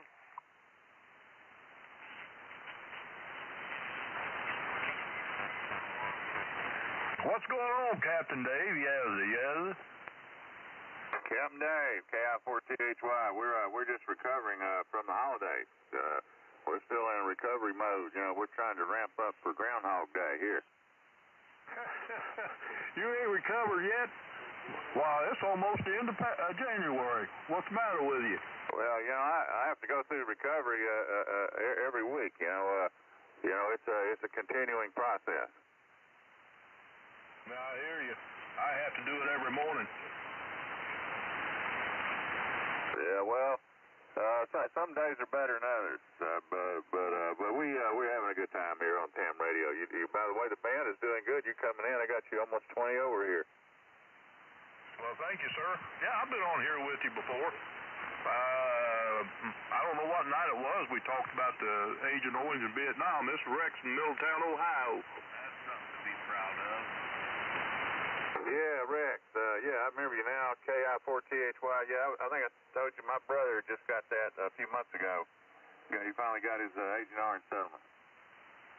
I got to get a hold of them. See if I'm eligible. You know what? Yeah, I told the VA that you know, I've had this chronic bronchitis. You know, and it was either from the secondhand smoke, it's pot smoke in the Navy, or maybe it was a short time I was out on deck. You know, we were right off the coast of Vietnam. We shelled them a little bit, but we were running up and down the coast rearming ships. We had mines and bombs and all that stuff, and I might have caught a whiff of that stuff sometime. That's what I was telling them. I was over there the other day, and but I may have to check that out. You know, because I had a real bad time over the holidays. I couldn't even go to my family Christmas because I had the flu symptoms that went into bronchitis. It might have gone into pneumonia, but I had that real good VA immunizations against the pneumonia and the flu. And so far I had no problems. They haven't lost any instruments in my belly yet. You know, they didn't have to go back in and pull a tool out, you know, a scalpel or something. Anyway, back to you, KI4THY.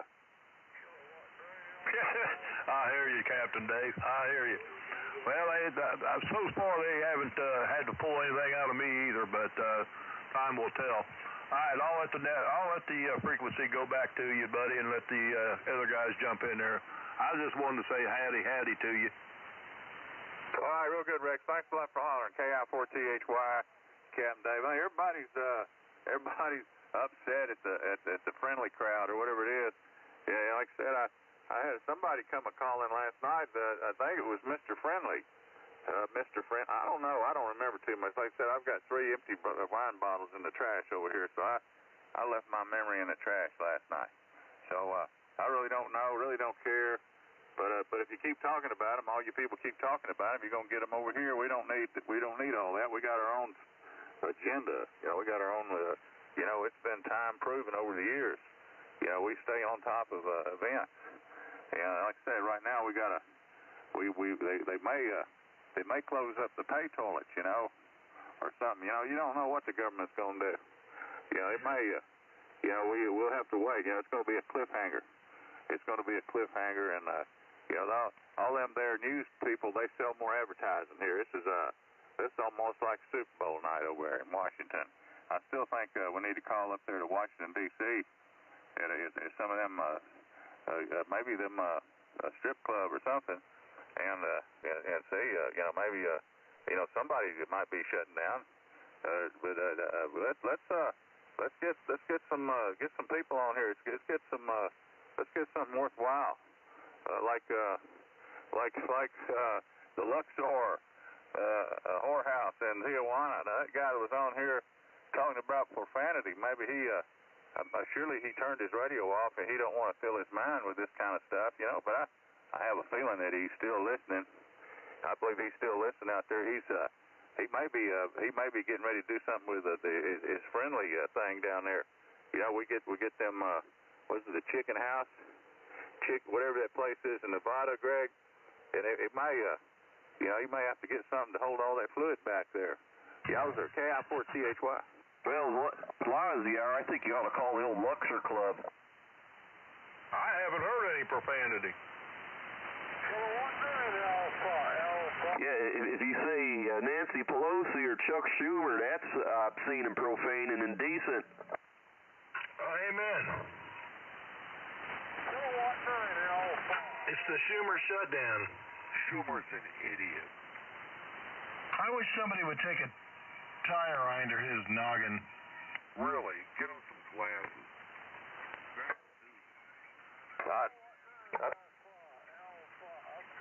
I've seen better actors down at a local school play than I did with Chuck Schumer. Yeah. Anyway, I'd like to get rid of George Soros. You know, that's son of a bitch. Did I say a bad word? Anyway, I said that son of a bitch. He keeps. They talk about Russia meddling. I mean, this guy. Last time I checked, he was down there meddling in the Alabama special election. Throwing money, and he also threw money over in Arizona to get another person elected over a sheriff over there in Arizona, a Phoenix sheriff. You know what I'm talking about? But you talk about a meddler. That guy's meddles in all kinds of stuff, and of course they're protecting him, you know. But he's like I said, he got a little close to us. He was down in Alabama here a few weeks ago, meddling in that special election. Rich and all them convicted felons and all that other stuff going on. That's that George Soros money. And somebody needs to kick that son of a bitch back to Hungary. KI4THY. I approve that message, of course. They need to bring him up on war crimes.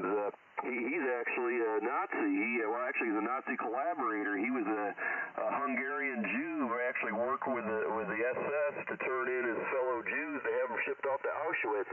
You never hear about that? And when they interviewed him, he said that was the best time of his life. It's right on YouTube. And you know what else? Over in Hungary right now, they just passed some laws. Some anti-George Soros laws in Hungary because they've got his number over there. Yeah, you never hear any of the Democrats talk about Soros. Never hear anybody talk about it. He's actually a war criminal. And he likes to throw his money around to the Democrats. Now, he wants open borders. He wants to wreck the United States.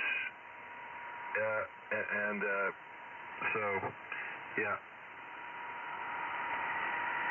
KBNRZ, but yeah, it's funny, over in Hungary, his home country, they have passed recently laws to block his meddling in politics in Hungary.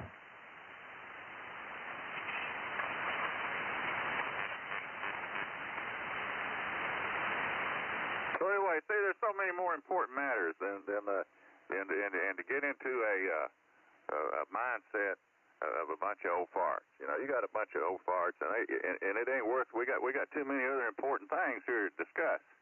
A whole lot more constructive criticism and too much other controversy here. And that's we built our reputation over controversy, and I stand behind that. Controversy. Things that mean something. Hey, Roger. So what's on the docket tonight, Captain Dave? Well, I don't know. We started off by talking about, calling some of this government stuff. So far, I got some numbers here in Hawaii, but I don't get anything but a voicemail. I don't get anybody there. Of course, it's Saturday. No, it's still nighttime. It's after business hours, I suppose. I don't know what time. But anyway, it is after business hours there. So there's nothing. You know, the real. You know, if you want people's opinion, call the motels, hotels, the truck stops, convenience markets, and the bars, and that's the way it is. Hey, we got somebody calling in here. Captain Dave's phone patch there. Captain Dave, let's see who this is. Third-party traffic coming up. Hello there. Hey, Joe, up in Michigan. Hey, Joe in Michigan, come on in here. Yeah, I don't have enough power to get into the QSO, but I want to remind everybody that the Democratic Party for years thought of the KKK and are one of the most anti-Semitic bunch of people on the planet. Right. Yeah, I appreciate you calling in there, Joe. And and like I said, a lot of real interesting information. KI4THY with WA2FFT third-party traffic. We got Joe up in Michigan. Joe. Well, I'm a licensed fan. I don't know if it's third party necessarily, but anyway, we try to protect ourselves. Yeah, the FCC is Granny Smith. I was in the commercial broadcast business, I know. Yeah. But go ahead. No. Go ahead. No, Keith, all they want is money for internet and lottery. They could care less about anything else. Or Bird 15. Right. Yeah, we know that. Anyway, hey, Greg, we got Joe on there. Go ahead, Greg. Hey, Joe, how are things up there in Michigan? Is it cold enough for you, buddy? A lot better than it was last week. I hear that. What part of Detroit? Are you in Detroit or outskirts? North of Detroit by 120 miles, thank God. Oh, okay. You're up by Lapeer, I'm guessing? I didn't quite understand that. Repeat that, Greg. I didn't understand either. Oh, I say you up by Lapeer or Flint? Near Flint? I'm north of Flint. North of Flint, okay. And what kind of temperature you got up there now? Oh, 35 degrees. It's a warm one tonight. Oh, it is. Mine's just 36. 30 going. It'll warm up. It'll warm up by Saturday or Sunday. Yeah, it's supposed to get 60 degrees by Sunday here. Yep. Yeah, it's warming up. Anyway, any other things that you'd like to bring out? You know, the air of the dirty laundry. I don't have any dirty laundry. I would say if some of these old prudish old farts want to start controversy because they heard a bad word now and then, well, the hell of them, because, the whole world and the whole band is full of bad words, and if you can't take it, then turn the dial. Turn the dial. Turn it off or spin the dial. Anyway, back to go ahead, Greg. Exactly, 100% true on that one. We used to go up to the old Carlingsbury up there in Frankenmuth and take the tours in the old days there, buddy. I'm about 22 miles northwest of Frankenmuth. Oh, yeah, okay. It's a real nice area up there. I miss it. It was a good time in the old days. I'm not very far out to Saginaw Bay, and you go north of here a little ways, and that amendment is still alive and well around here. Go to the Black Label, Carling Black Label Brewery. That's right. Yeah, we used to get buckhorn beer and all that stuff. Matter of fact, you used to go over here to Sanford Lake. I'm sure you know where Sanford Lake is. We used to have a cabin out there. Yep, that's about 20 miles due west of me. on right off here, you guys, and keep up the good work. Thank you. All right, Joe. Have a good one. Thanks for calling in on Captain Dave's phone call. Hey, I got my 7100 here, and I'm listening on an active loop, so it keeps the noise of civilization down. All right. Hey, I appreciate it. Thanks a lot. All right, thank you, folks. Have a good one. God bless. Bye-bye. Yeah, there you go. KI4THY. And back to Greg, and you can send it back to whoever else there. 931-201-4202 if you're a listener. If you just can't get in, call us at 931-201-4202. Go ahead, Greg, WA2SFT. Yeah, WA2SFT. Go ahead there, Mr. Mike, KB9RZ. Hey, Greg. What's going on? Just sitting here listening, having a good time. Enjoying the Captain Dave show. So, yeah, we don't want to be too friendly. It's not an open-door policy. You know, I'm friendly to conservatives and libertarian sort of minded, but if you're a liberal, hit the road. KB9RZ.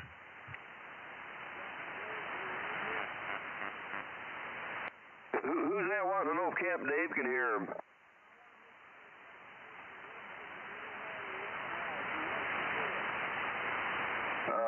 Somebody in West Virginia, you kind of like copy. What's it called?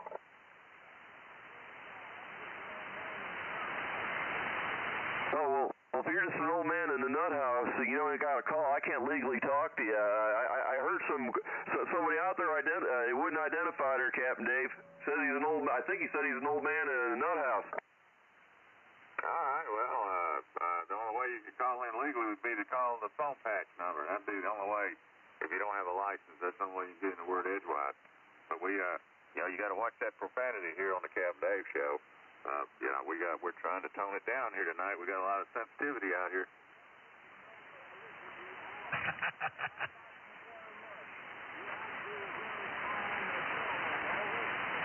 I can't hear him. I don't think I can relay that. That might be illegal. I don't know. I hear somebody down in there.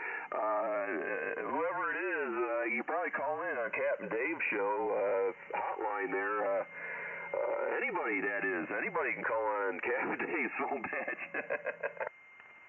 Yeah, give him the number, Captain Dave. Let's see if this knucklehead will call in. I'd love that. Guys, gave it a while ago. Anyway,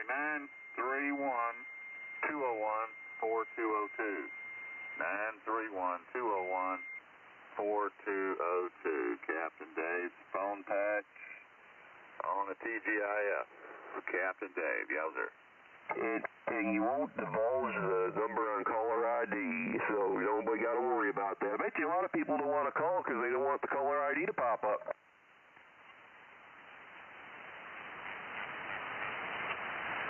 Well, yeah, you can do like, what, star 67. It'll block your number. Yeah, that's a good one, star 67. Yeah, if you do star 67 and then dial the number, then it'll say like unknown caller, you know, when you call somebody.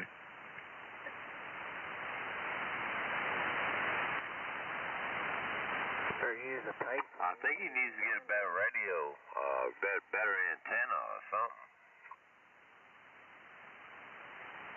Emil, I can't get over how strong you are up here, buddy. I don't know. It might be something to do with the swamp, man. I live on an island in the swamp, so maybe it has something to do with that. Well, number 3895, the alligators. Well, you're down there with the real alligators, so I'm sure that got something to do with it. You got some alligators in your blood. Yes, sir, I do.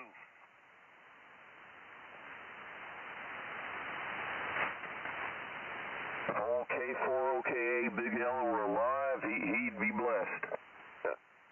We got one on the line here. How long has it been since anybody's seen a physical payphone? KG4THY.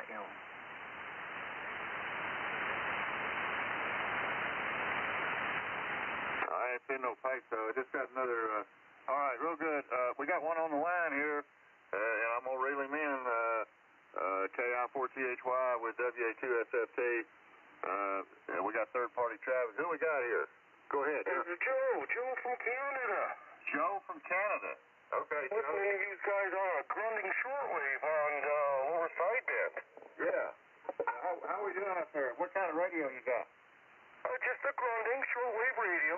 Grundig radio. Good. That's a good. 750 satellite. All right, I was gonna say the satellite. That's a good one. And so anyway, we appreciate you listening in tonight. Do you have a comment or question about anything going on? Or you just want to call? Well, I just quite agree with what you guys are talking about. And if there's a frequency out there, hey, come on, come and join in and move on down or up the line. All right. Anyway, Greg, what part of Canada are you calling from? About 2.5 hours north of Toronto, Ontario. All right. We got Greg over there. Go ahead, Greg. Hey, real good there. How you doing? I think it's Joe up in Canada. Real good.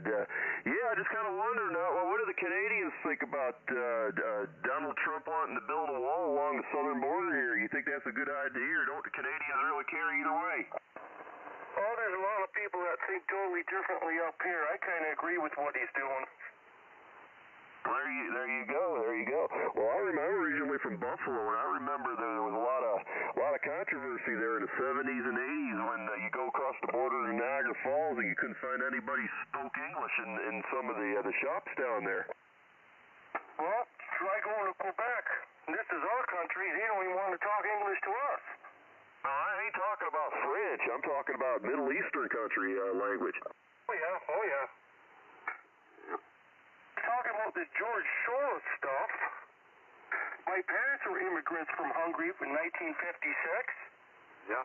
When they came to Canada, and they abided by learning the language, getting their jobs, getting their stuff together, building their life, and you just go with it. Not the way they're letting people in this country, in your country, and just handing everything to them.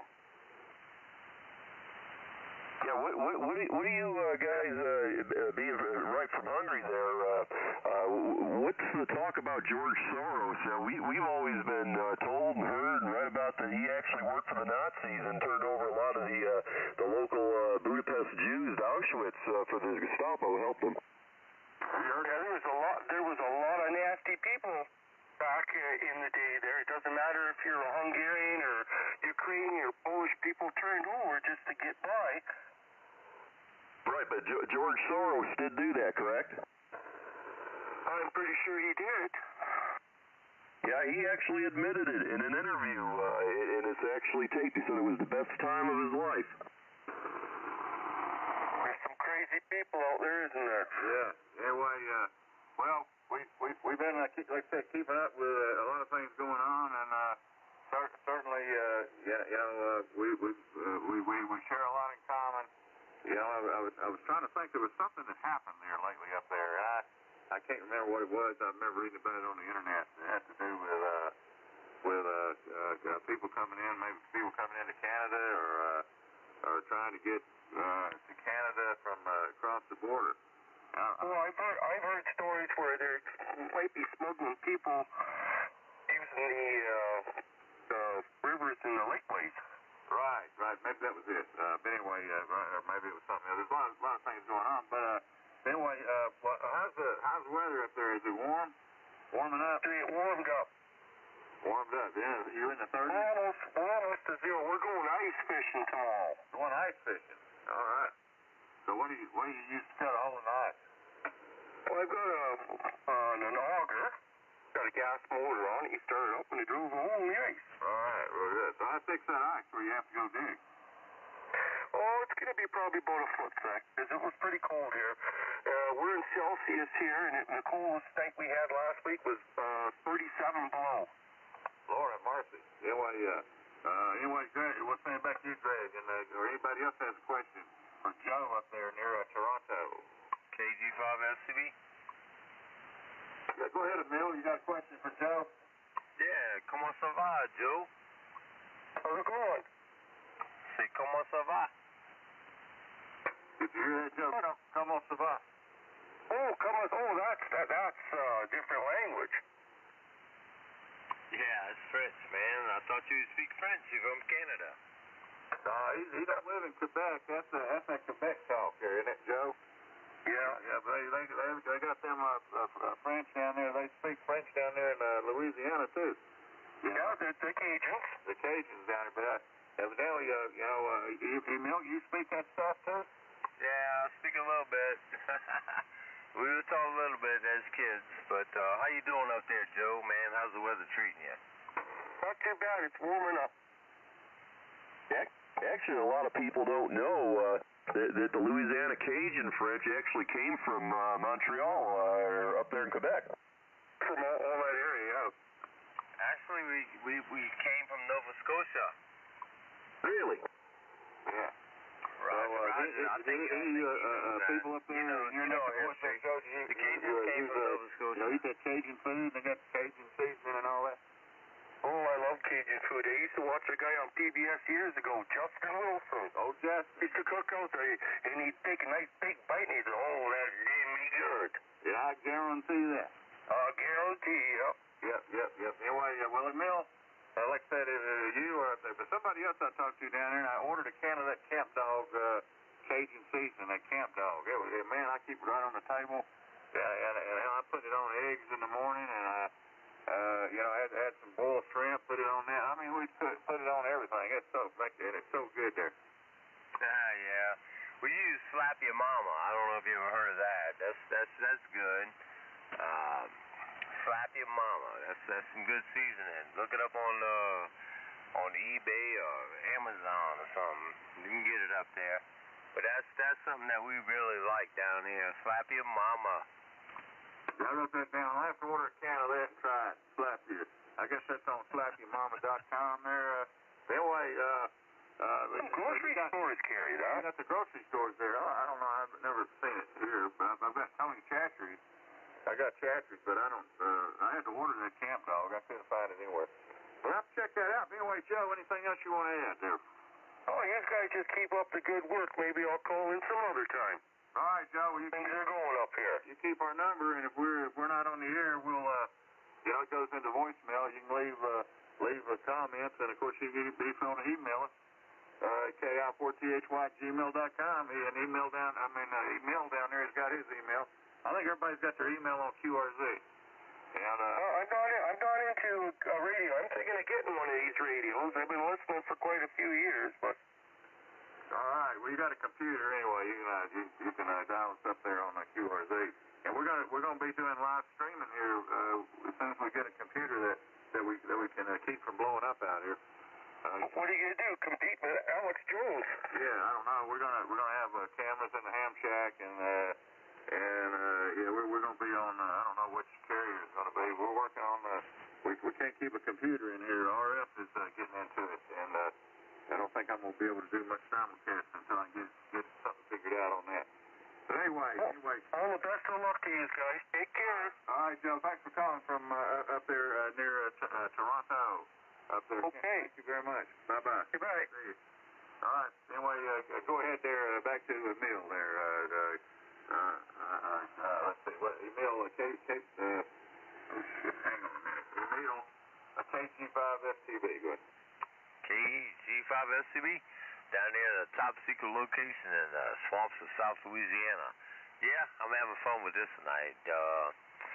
Well, Captain Dave, I think we ought to get another caller on the line and see what we can do. It's good to hear from my brother up there in Canada. Hope he's still listening on the shortwave. I hope he can still hear me. And I'll send it back to Greg. WA2SFT, KG5SCB. Yeah, KG5SCB, WA2SFT. I remember I was working down there in Baton Rouge a long time ago, and they got that, what they call Arcadian Highway. And they pretty much gave the whole spiel there on how a lot of the Cajuns come down from Canada. But I didn't know it was Nova Scotia. For some reason, I figured it was up there in Montreal. Yeah, that's where we really originated from, Nova Scotia. And if you read the history, it was all about religion. Religious freedoms and things like that, and we chose to have our religious freedom, and we left.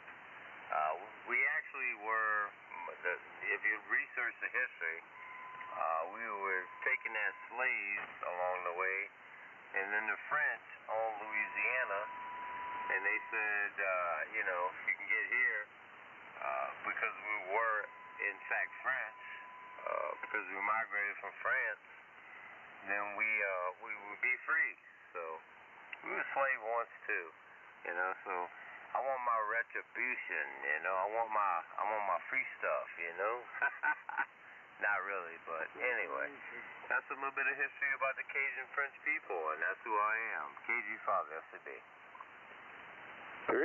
Yeah, real good. Yeah, it's really interesting hearing about all that stuff. You know, you got to tell the history before the history books change it. You know what I'm saying? You got to say the way it is. Get you some reparations. Yeah, well, it is the way it was, and I don't know. Somebody state the game in there about reparation. What are you talking about? You were talking about you were owed some money for being a slave. They call that reparations. Yeah, no, I'll tell you, sir, I really don't. No one owes me anything. I've made my way through life. My family has made their way through life, and no one owes me anything. I'm proud to be American, my friend. Yeah. You know, Emil, when I go back to Buffalo and I go to the Irish Center, I'm Irish. I want my free pint. I want my free pint because I ain't been to the Irish Center in a month or two.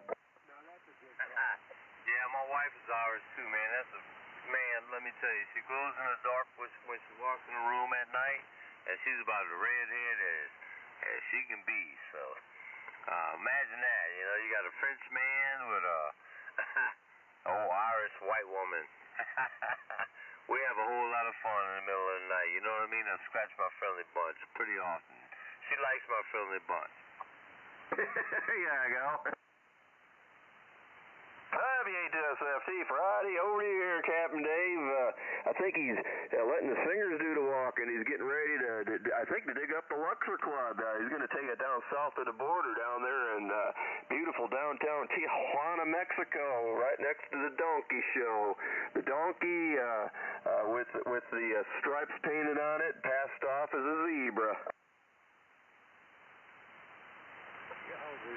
That brings back memories of Olongapo City in the Philippines there, Yowzer.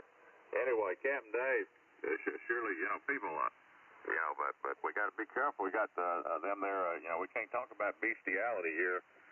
We've got some sensitive people here tonight that we hate to offend them. You know, and like I said, you know, you need to go ahead and shut your radio off because, like I said, we already call it the best little whorehouse in Tijuana. And you need to, you know, your kids don't need to hear it. You know, like I said, it's another worldwide commodity. And we're gonna, one of the questions we're gonna ask them is if they've upgraded their currency to Bitcoin. And I don't know whether they've got that far, but I understand that that dollar is still doing pretty good down there. Greg, that dollar it goes a long way. A long way in there, go ahead. Well, you know what you should do is call down there to Mexico and ask them, said if the government shuts down here, they got a little bit of breathing room there before that wall gets built. Yeah. Well, they got plenty of people coming in. I mean, they got their hands full. You know, they're friendly hands, that is. Anyway, there's the card here. It's got everything. Oh, it's got the chicken ranch and the Luxor. And they crossed that enough. I never did get in touch with the Cancun come to. I don't think that number worked. I'm gonna have to you try to figure out that, and then the other number, the El Douche. That number is no good, so I need to do another search for the El Douche. Hey, can I comment on the wall? Yeah, go ahead. I want to tell you how Trump's going to actually build the wall. See, I work with a lot of, well, not now, but I used to work with a lot of Hispanics. Some came from Mexico, some came from Nicaragua, different locations throughout South America. But let me tell you what a lot of people don't understand. And this is one thing you got to think about. Trump's smarter than the average Joe. When he says that Mexico is going to build a wall, or South America is going to build a wall, in fact, he's right. Because what happens is these guys come over here with fake Social Security cards, fake Social Security cards. Now think about that for a minute. So they work, they pay taxes. They have to pay taxes because they got fake Social Security cards. See, Trump's smarter than the average Joe. And that means that the government gets to keep that money because they're not going to file taxes at the end of the year because they're illegal, right? So they get to keep that money. So that's how Mexico's paying for the wall. And I know a lot of people don't think about that, but I do, just in my conversations with these people that I talk to. But, yeah, Mexico's paying for the wall, guys. You know, that's really kind of interesting to say that because back when I was living in Southern California, I remember back in, I think it was 1991, there was a Mexican couple. They were both illegal. One was from Guadalajara and the other one was from Zacatecas. I forget what town down in there. And they both spoke English. I mean, the wife couldn't speak English that well. Well, the husband, he worked in a T-shirt shop for a Chinaman. And it was really interesting because he was illegal, but he paid money to get a fake Social Security card, just so he could do just like you're saying. Well, the funny thing about it was he was using that Social Security card, filing taxes for 3 years, and he got a return on it on a dead man. So I wonder how many people out there that have filing taxes on dead people's Social Security numbers and getting a tax return over. Well, that's true too, but they got a lot of them that's actually filing and never getting nothing back, and that's probably the bigger. That's what I mean by how Trump's paying for the wall, how Mexico's paying for the wall. You know, the average person don't think about that, but that's true. And when you sit down and have a really in-depth conversation with these immigrants, you start to realize that, and that's one thing they complain about is everyone says that we don't pay taxes. Yes, we do, but we get nothing back, and that's how they're paying for the wall. So Mexico is paying for the wall, and Trump's smarter than everybody out there who's sitting there saying that Mexico is not paying for the wall. Yes, they are. The Mexicans are paying for the wall. Mm-hmm. Well, hell, yeah. Well, I hope they get their heads together up there tonight so they can pay for our wall, pay for our government. Well, mark my words, folks. Here's how the Mexicans are going to pay for the wall. It's about taxing remittances. $25 billion a year. $25 billion. That's a hell of a lot of money. Is sent to Mexico from Mexicans living in the United States, and they send it to their family back in Mexico. Tax that 20%, and we're talking about $5 billion a year, baby. That'll pay for the wall in pretty short order, KB9RZ. And you better believe that's going to come up on the table here real soon. Well, I can tell you what, I was in South Florida just last week, and on Friday afternoon, when you walked in there was a line 40 deep, and all Hispanic people, Asian,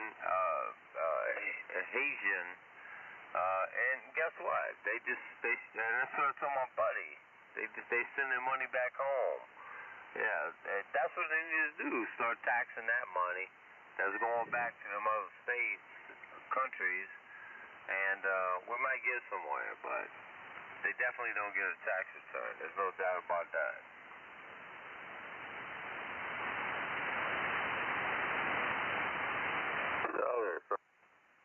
Well, anyway, I think what you're going to run into there, what you're going to wind up doing is they're going to be going to cryptocurrency, and that's how Kim Jong's getting his money. They're exchanging them bitcoins, and like I said, it's getting bigger every day. KI4THY. Yeah, I wish I'd have bought me a couple of bitcoins back in the day. I mean, I think you'd have bought it for nothing. I'd be a rich man right now. Yeah. All right. Well, I don't know. I don't know. You're rich if you got your health. That's what I believe in. I think you're rich if you got your health.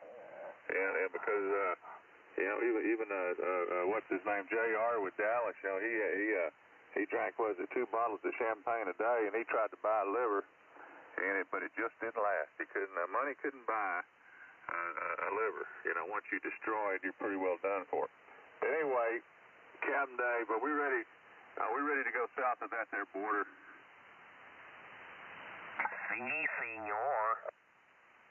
Hey, Greg, are we ready to go south? Yep, sir. All right, everybody stand by. We're going to Tijuana. We're going to go to Tijuana tonight.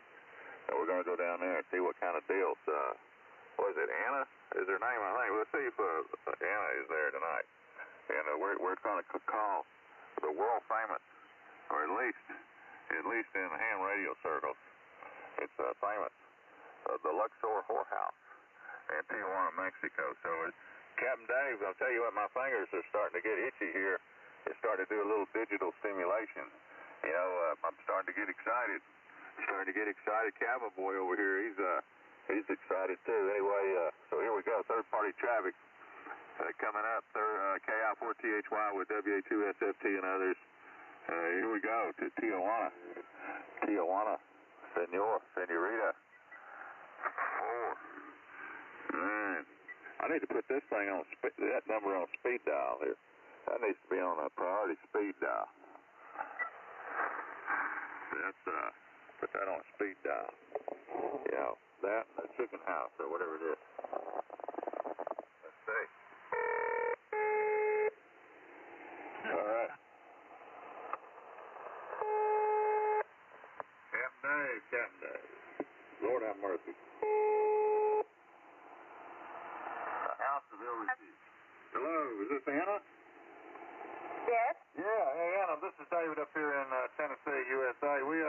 Like I said, we're just calling tonight to get an update on, you have any specials? There's a price, what's the prices now down there for a massage? It's $55 for naked massage. 55. I thought it was, last time I called in, I thought it was 50. But it's now 55. 65. 65. 55. 55. Okay, 55. And that's for a naked massage. Yes. And that she gets naked and I get naked, right? It's naked massage. Naked massage, okay. And then what kind of price do we want to go from there? Another service is negotiable with the girl. Yeah. So as usual, you throw in the drinks are free. Now do you get free drinks for the naked massage? Yes, it's free beer, free tequila, and free water. All right, but you don't get you don't get any rubbers unless you get the other services, right? And they're free. You get free protection. Yes. Free protection. All right, Greg. Oh, by the way, I want to ask you, have y'all started taking Bitcoin yet? No Bitcoin? Don't take that Bitcoin money yet down there. Can we pay in advance? Do you take credit cards? No. No credit cards, just dinero. Cash. Yeah, okay. Only cash. Only cash. All right. Hey, Greg, we got Greg over here. He's going to be coming with me. And as a matter of fact, we're trying to get a busload. We've got a lot of horny hams out here. And like I said, we're trying to get a busload and so we can come on down. Anyway, we're going to send it back over to Greg. He's also in Tennessee here. Greg, go ahead. We got Anna. Hey, Ana, ¿qué tal, mi bonita? ¿Cómo estás? Hey, just wondering, there's another person coming down. His name is Cabin Boy. He doesn't like to give his name. He's kind of wondered, do they have any transgenders down there? Any of those transgender women down there for him? Over? Yeah, do you have, transgender people? He, she. She, he. How do you say that, Greg? What is it? She, he. A man dressed up like a woman. Can you have that? Can you get a what do you call it? Transvestite. I think that's the old word for it. Now it's transgender. Do you have anything like that, Anna? Okay. Okay. Absolutely. Absolutely. Okay. Okay. Okay, and is that it's all negotiable, right? Just have plenty of cash on hand. Yes. Bring plenty of cash, and then $5 for a naked massage, and our service is negotiable with the girl. all right. So you have your own rooms, hotel rooms. Can we have to go across the street and get a hotel room with the women, or we do it there? Yes. Yeah. Here. We do it there. Okay. All right. All the services are rendered there, right? Yes. Oh, good. All right. Go ahead, Greg. Yeah, Anna. Cabin boy wants to know, are those transvestites, are they 2-input transvestites or 3-input transvestites? You comprende, Anna? No entendí. No. Okay. All right, Greg. She no comprende. I don't comprende. I don't know what he's talking about either. I never heard him said that way. Ask her. No taste. If they have women with a wiener. Dos culos or tres culos? Comprende, Anna? Sí, son varias. All right, you hear that, Greg? two or 3-input trannies. All right, we got it now. I tell you, I did until the last few years, I thought a tranny was a transmission in a vehicle. When you said the word tranny, but now it's it's like gay. It used to be like gay Paris, and now it's a whole different meaning. Anyway, Anna, it sounds like it's business pretty busy this time of year. You got a lot of people down in the Tijuana area. Yes. Yeah, a lot of people like to go down there, and so you have a lot of clubs, a lot of other bars and establishments. A what? A lot of clubs and establishments nearby. Where they have dancing. Any dance clubs nearby? I don't know. Oh, okay. All right. Anything else? Anybody else wants to ask Anna a question? We got a hotline here down at Tijuana. Go ahead. Go ahead. Do you accept Canadian currency down there? And what's the exchange? Oh, yeah, we got a Canadian on here from Canada, Anna, and he wants to know if you take Canadian dollars. Okay, no, it's dollars. Just American dollar, no Canadian money, right? No. No Canada. Okay, there you go. So you'll have to get your Canadian. $5. Yeah, you have to have U.S. dollars there. Go ahead. U.S. dollars. Dollar's king. And so how many pesos now for a dollar? I don't know. Oh, that's all right. That's all right. Dollars. Just need dollars. That's the best way. All right, Greg. Greg or anybody else got a question for Anna while we got online? She's a busy woman tonight. I love you long time. Go ahead, Emil. Oh, yeah. I have a question. How many massages has she personally given tonight? Over. So far. Yeah, how many massages have they given tonight, Anna? 10 massage. 10. Do you give massages yourself? Yes. Yes. Okay. I bet you're good. Yeah. So, do you have is there any way we can get a picture of you? Could you email me a picture of what you look like? Huh? No, it's only here. Only there. Okay. Yeah. We don't want to get into any kind of intercontinental, stuff there. It might be FBI business there. Anyway. All right. Anything else there, Greg? We got to let Anna go. She's got a customer waiting. Oh, we're good. Adios. Adios there. Anna, we'll see you soon. See you soon. Thank you. Thank you very much. Bye-bye. Okay, bye-bye. Adios. There you go. Tijuana. Like I said, we always enjoy talking to Anna down there. Yeah, at the Luxor whorehouse in Tijuana, Mexico. But if you're coming from Canada up there, you gotta change that Canadian money into dollars. They only take dollars down there, and but she gets in the action too. She gets naked, and she said she's already given 10 massages tonight there, so she's been pretty busy. And I imagine she's probably pretty hot and sweaty about this time of night. Obviously, she obviously didn't do any Canadians. It's anorexia. Anorexia. You should have asked about the happy ending. Well, and I have a comment, Captain Dave, about Tijuana, because I'm from Southern California, and Trump took a lot of heat about the shithole comment, even though there's no good evidence that he even said that. But let me tell you, I've been down to Tijuana, and it's a complete shithole. KB9RZ, and I approve this message. It's sleazy too, like I said, I would, like I said, the classiest Hispanic place I was in would be San Juan, Puerto Rico, and the U.S. Virgin Islands, and then on top of that would be Barcelona, Spain. Barcelona, Spain, as far as that's in Palma, Mallorca, and that's high class. That's them high class Hispanics there, Yowzer. I've never been down to Mexico, but I don't want to go there. V3MMX. Hey, Mike, KV9RZ, Mike, there used to be the Unicorn Club down there. That used to be a hot joint. Let me see if there's a number for that.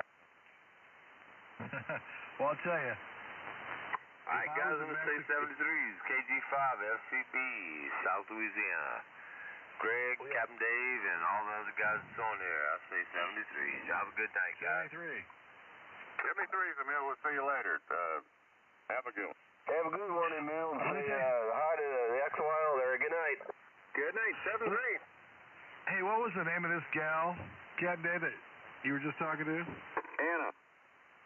Yeah, I've been to Tijuana, and let me tell you something. I wouldn't let her touch my pole by remote control. Glows in the dark. Question. Go ahead.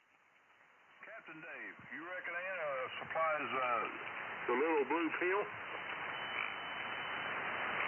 Oh, you can get anything you want. They sell Xanax over the counter in Mexico. So, yeah, you can get anything you want. I'll bet you down there, even the tidy bowl man's floating upside down in the toilet.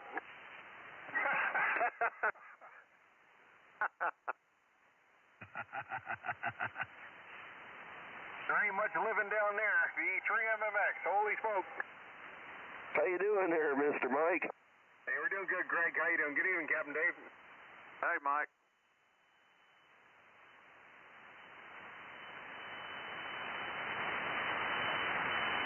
Yeah, you can get anything you want down there at Anna's restaurant. Except in Anna. I bet you they specialize in crabs. And probably a few things you don't want.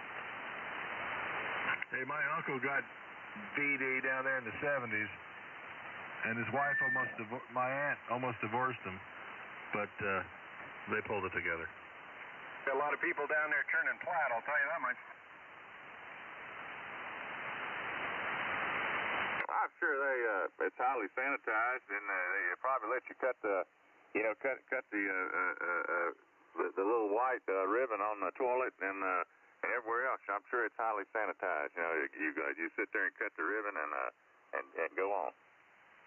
Yeah, pour a little Cuervo on there, and that'll sanitize it. Well, my uncle went down to Tijuana, got drunk, and screwed a hooker, got gonorrhea, came back, and gave it to my aunt. Any good? I don't think Jamaica's any better though now, is it? Well, how did that happen? Because he was drunk and stupid and didn't wear a condom. So was that his anchor, baby? No, there was no. No. But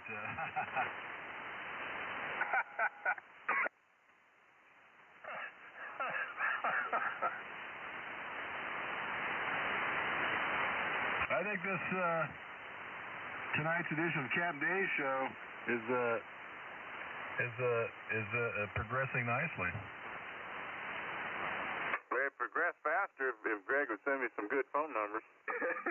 Well, you still have the list of shithole countries. I'm sure you can call some of them hot L's. Oh yeah, I had them over here. Now most of them was over in Africa, wasn't it? Yeah, but them hotels are 24/7. Well, you're going east. It's too late to call them, isn't it? No, not if it's like a Holiday Inn or something like that, or a Motel 6 in Zaire. They'll leave the light on for you. Now, let me go back over here and look it over here. Hang on.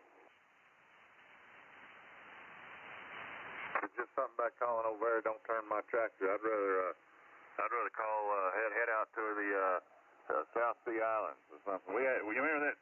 We did talk to several out there. That turned out really good. You know, where they she kept saying okay or whatever. I mean, they said you speak English. She says a little, and it just went on and on and on.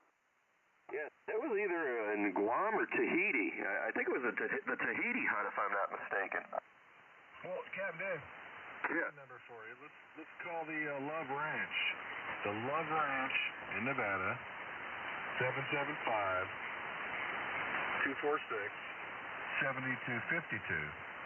That's 775-246-7252. 7252. The Love Ranch.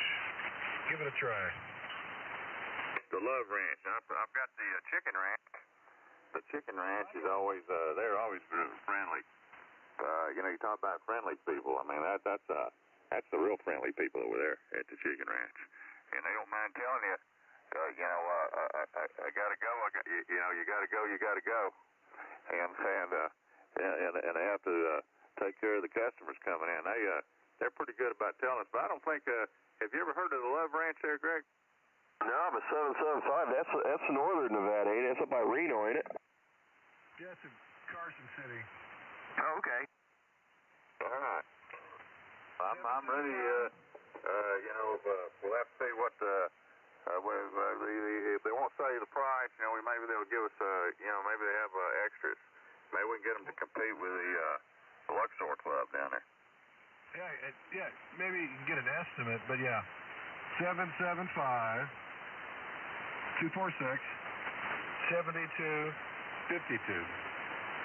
And maybe O.J. Simpson's been up there. I mean, he's been kind of quiet in Vegas since he got out. He might have went up that way. Yeah. All right, here we go. Captain Dave. Hello, this is Madam Suzette.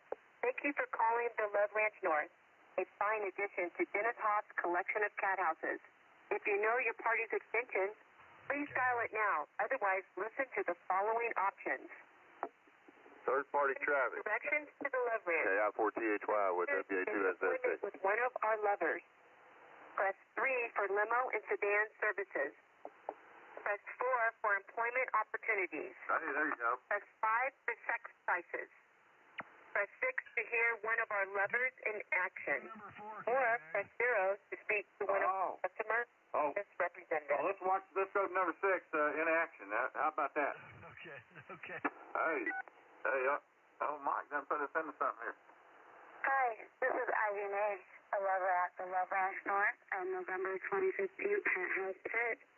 If you want to come in and make me feel good, email me at ivymay@loveranch.net.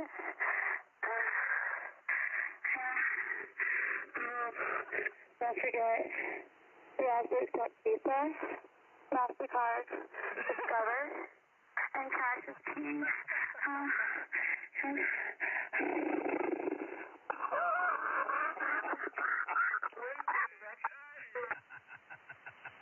It sounds like a horse neigh to me.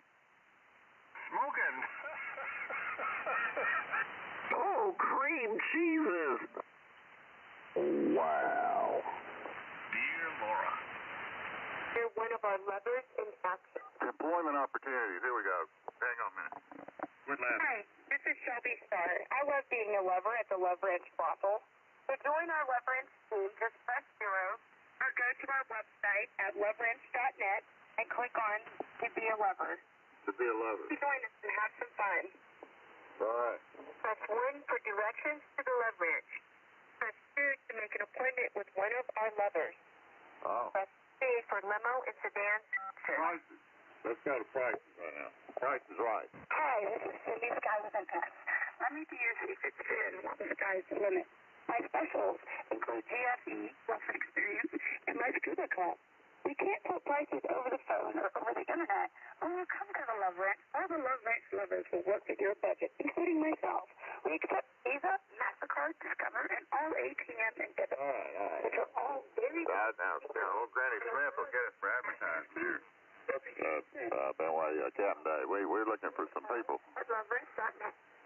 Anyway, For directions to the love ranch. direction. Make an appointment with Let's make an appointment here. That one, that was either directions or erections. Anyway, number 2 here. Here we go, Greg.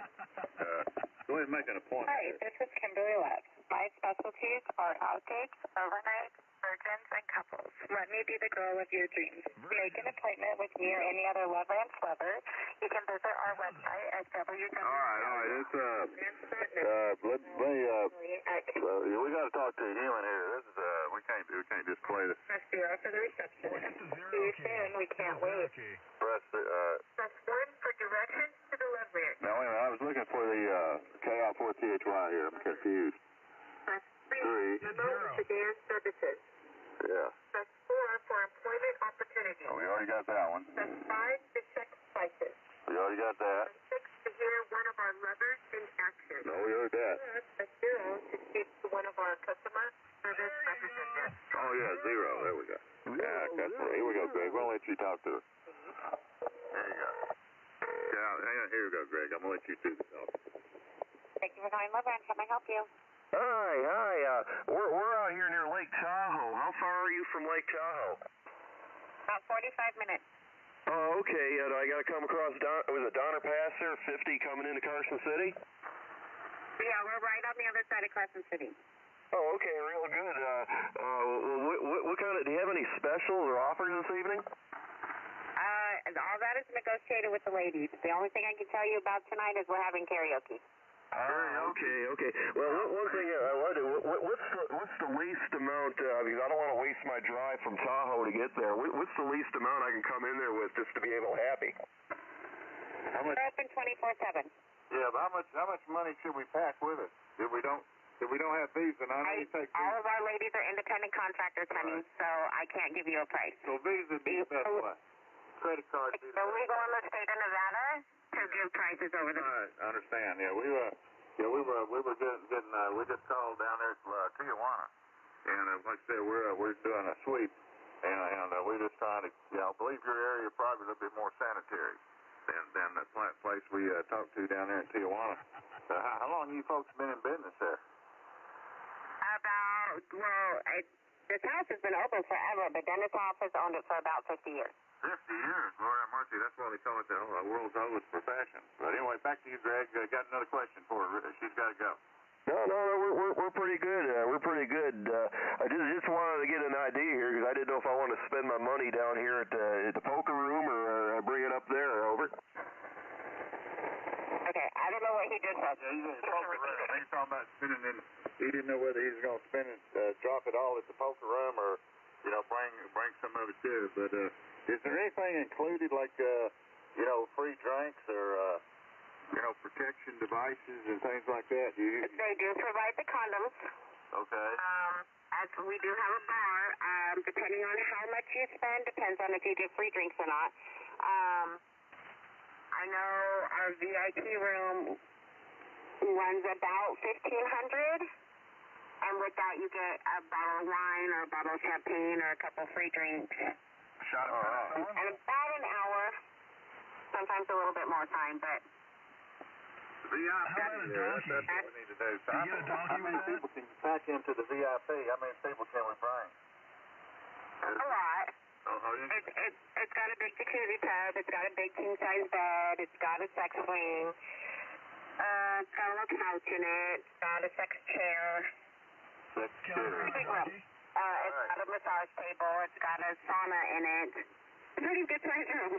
Now Mike over here put me up to calling you. Anyway, Mike, now you asked her what that is. I don't know what a sex swing or sex sling, is that what you call it? And a sex chair. I don't know what. A sex swing is the lady gets in it. Generally, it's the lady. And it just swings her, so you can just kind of rock her back and forth instead of you doing all the work. And the sex chair is more for blowjobs. All right, I appreciate you being frank about that. Anyway, Mike, you got a question for us? Yeah, can I bring my donkey? Can you bring your dog? He likes to bring his dog. My donkey? We can let the dog stay out in the patio. Generally, how big is it? Dog. No, can I bring my donkey?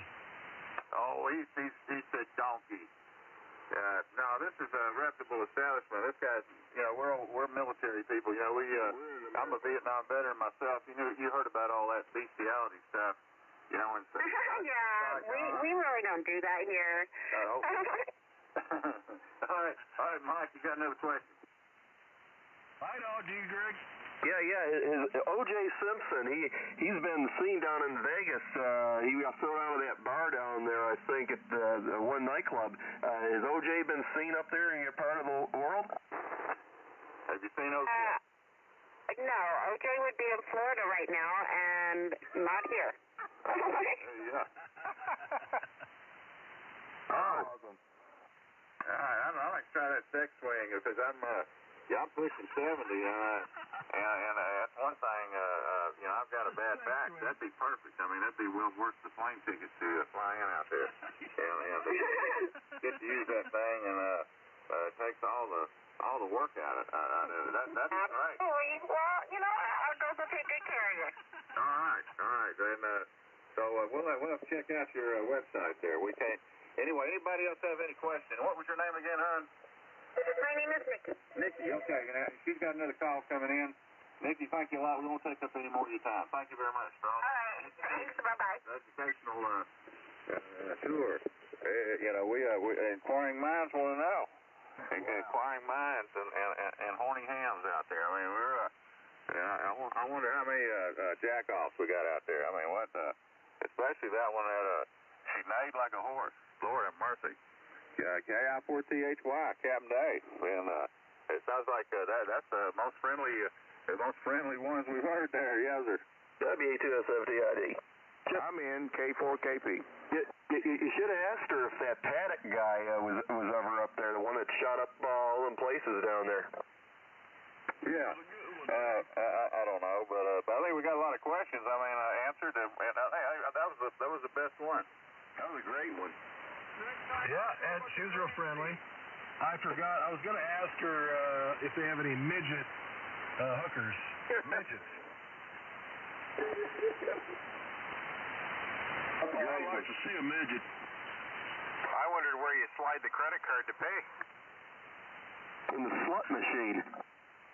Got that right. They're in Nevada in the slut machine.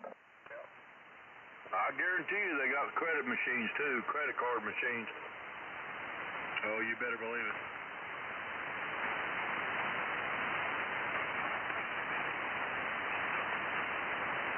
I'm not a whore or a son of a whore, and I've never been to a brothel, but that was pretty damn good comedy. That was awesome. Well, hey, Mike, we'll have to put you in charge of sending numbers to us, either email or. I don't want to give out my text number over here, but you email me a list of good ones for next time. Oh, you better believe it. I'll do some reconnaissance, some pre-show reconnaissance on that, and we'll see what we can what I can drum up, because that was a good one. But I got lucky. I just pulled that out of a list here. I like the way the title was. The Love. What was it? The Love. The what? Love what? Love Ranch. Yeah, the Love Ranch. That sounded pretty good. Well, I got it on my list now, right down below the Chicken Ranch. El Rancho del Amor. Hey,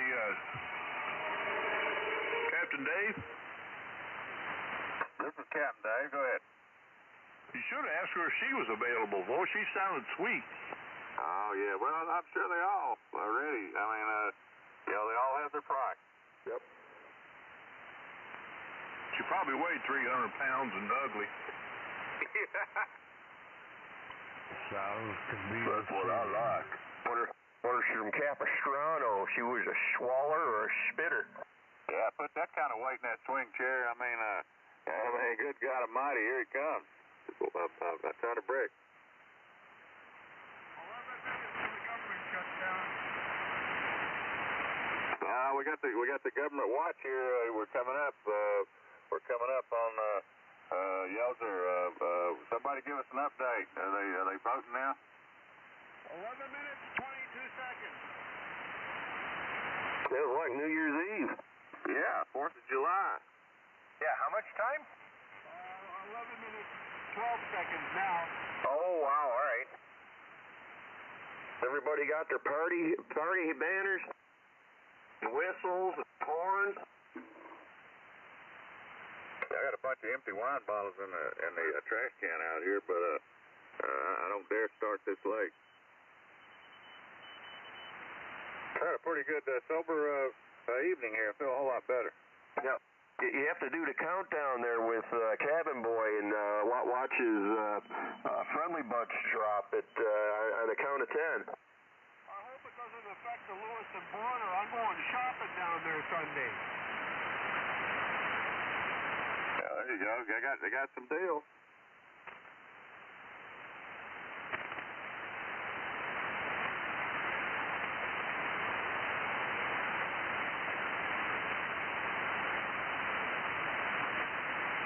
Part of your email here, I just got a comment. Oh, not only that, looks like some mugshots of some. Anyway, I'm gonna send it to you there, Greg.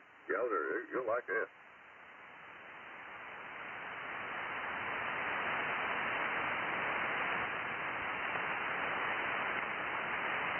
I'm pulling the plug, headed to bed. You guys all have a good night. I'll jump back on here when I hear you on here. The MMX tonight, Greg, Dave, everybody else. All right, buddy. Have a good one. You're 30 over, man. You're like bodacious, as they say. Hey, low amplifier still working like its owner. 7.3s, guys. The MMX. Good night. Have a good one. WA2SFT. We'll see you later, Mike. Sounding good. Gangbusters. MMX KI4THY, Captain. Don't have no wet dreams now. You guys are crazy. Don't dream of Tim Horton in the wrong place. Hey, I got a hot wife. I'm lucky. 7.3s, guys. The MMX. Oh. I hadn't talked to you in a while. My daughter actually was with a friend of hers, and the two girls were driving across Canada there, across the Sault Ste. Marie, and they spent like 2 or 3 days iced in up there at Sturgeon Falls. That wasn't too far from me, was it? Sturgeon is way up north. Yeah, I'm right on the border. I'm right on the North Shore of Lake Erie. Sturgeon is probably 4 hours north of here. Yeah, they're way up there, and that's really cold up there. That's like being in St. Louis, Minnesota. Yeah, I knew. I think he said it was like 17 below zero or something like that. But yeah, they were heading back out to Massachusetts, and a friend there went back to Wisconsin for Christmas, and she just wanted somebody to accompany her so she wouldn't fall asleep at the wheel. I didn't think they'd bank on that cold weather being iced in up there. Oh yeah, no, well, sorry, not St. Louis, Minneapolis. Yeah, it's cold up there. Yeah, no, that's yeah, freeze your rear end off up there. Anyway, yeah, there you go. Okay, anyway, you guys, good night. God bless. 7.3s. We'll pick it up another night. The MMX. Good one, buddy. WA2SFT.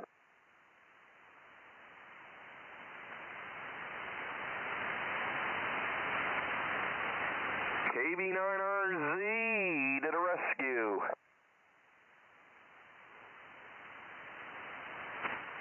Yeah, anyway, the countdown continues here. Captain Dave showed TGIF, it's 10:52, 8 minutes and counting. That kind of sounds like the Jupiter 2 taking off there for, what was that planet lost in space? Alpha Centauri.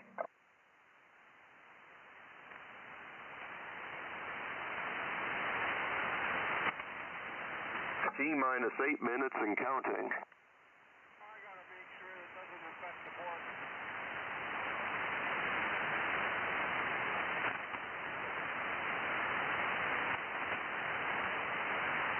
Danger, Will Robinson. Danger.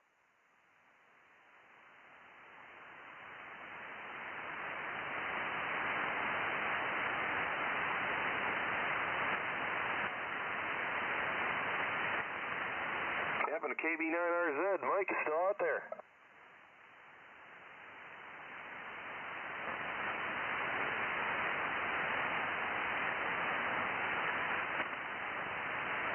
Oh, yeah. I just had to show the room and get another adult beverage, but let me tell you something. I was laughing my ass. I got a little echo here. Shut that up.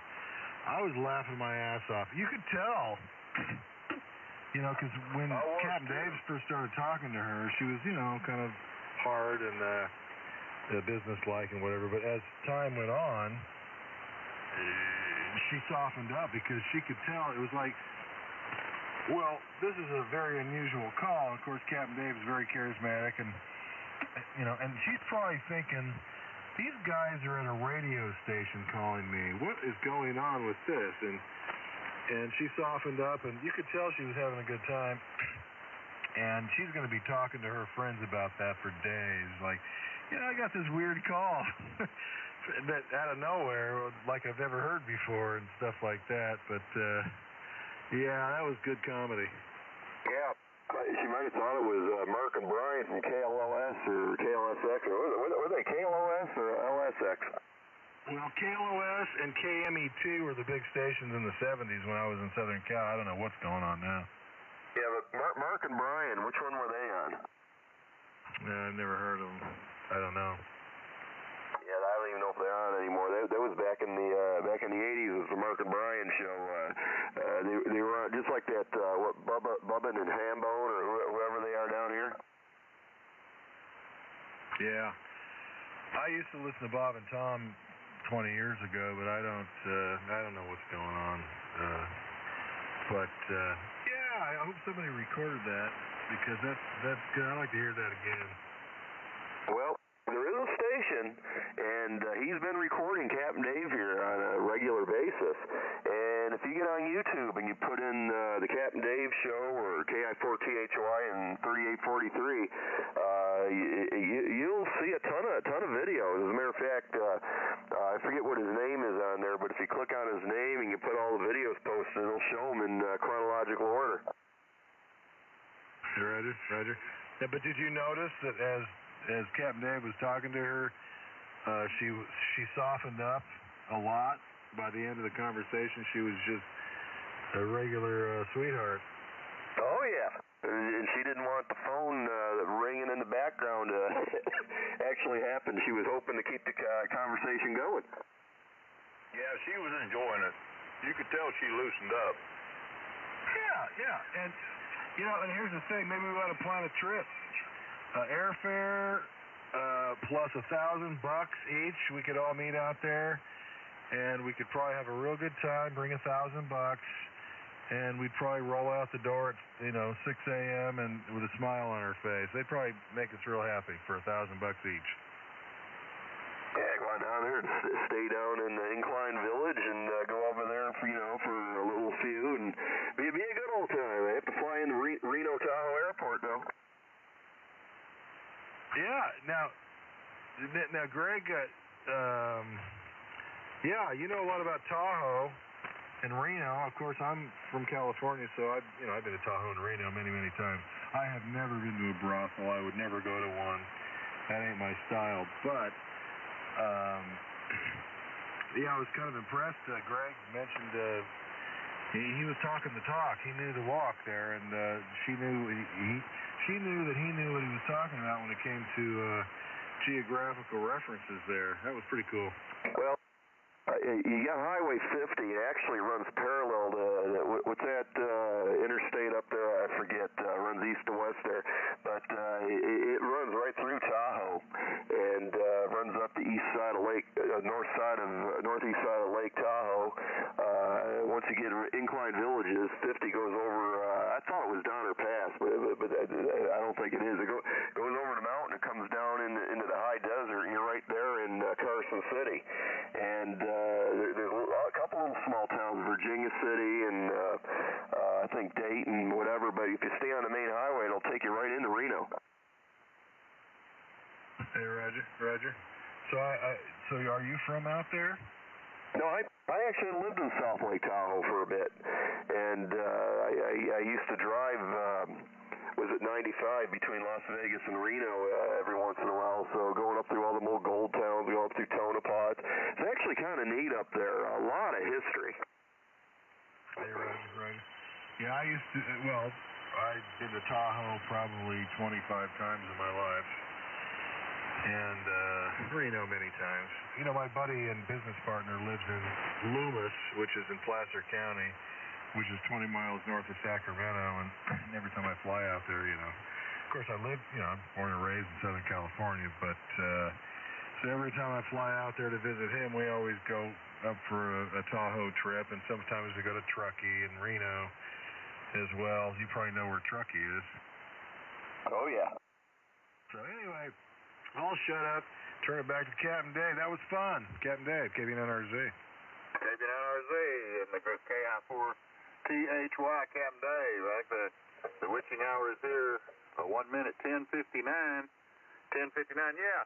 And that's what you get when you get a bunch of traveling people or radio, TV people together. You know, the creativity starts to bubble, and you know, and the creativity starts to bubble, and all of a sudden there's the climax. I don't know whether I put that in the right context or not, but anyway, you know, when you get this many people together, you know, you're going to get something coming out of the pot. You know, you're going to stir that pot. Anyway, Greg, I sent you an email. I sent an email. I forwarded you what I just got. That should be some interesting reading later, whenever. So anyway, the only thing I got out here is Huntsville Media. I'm going to go to Fox News here on the AirPad here. As soon as I go on down here to Google Fox News, and I get the latest here, KI4THY. Yeah, Captain Boy will have to do the countdown.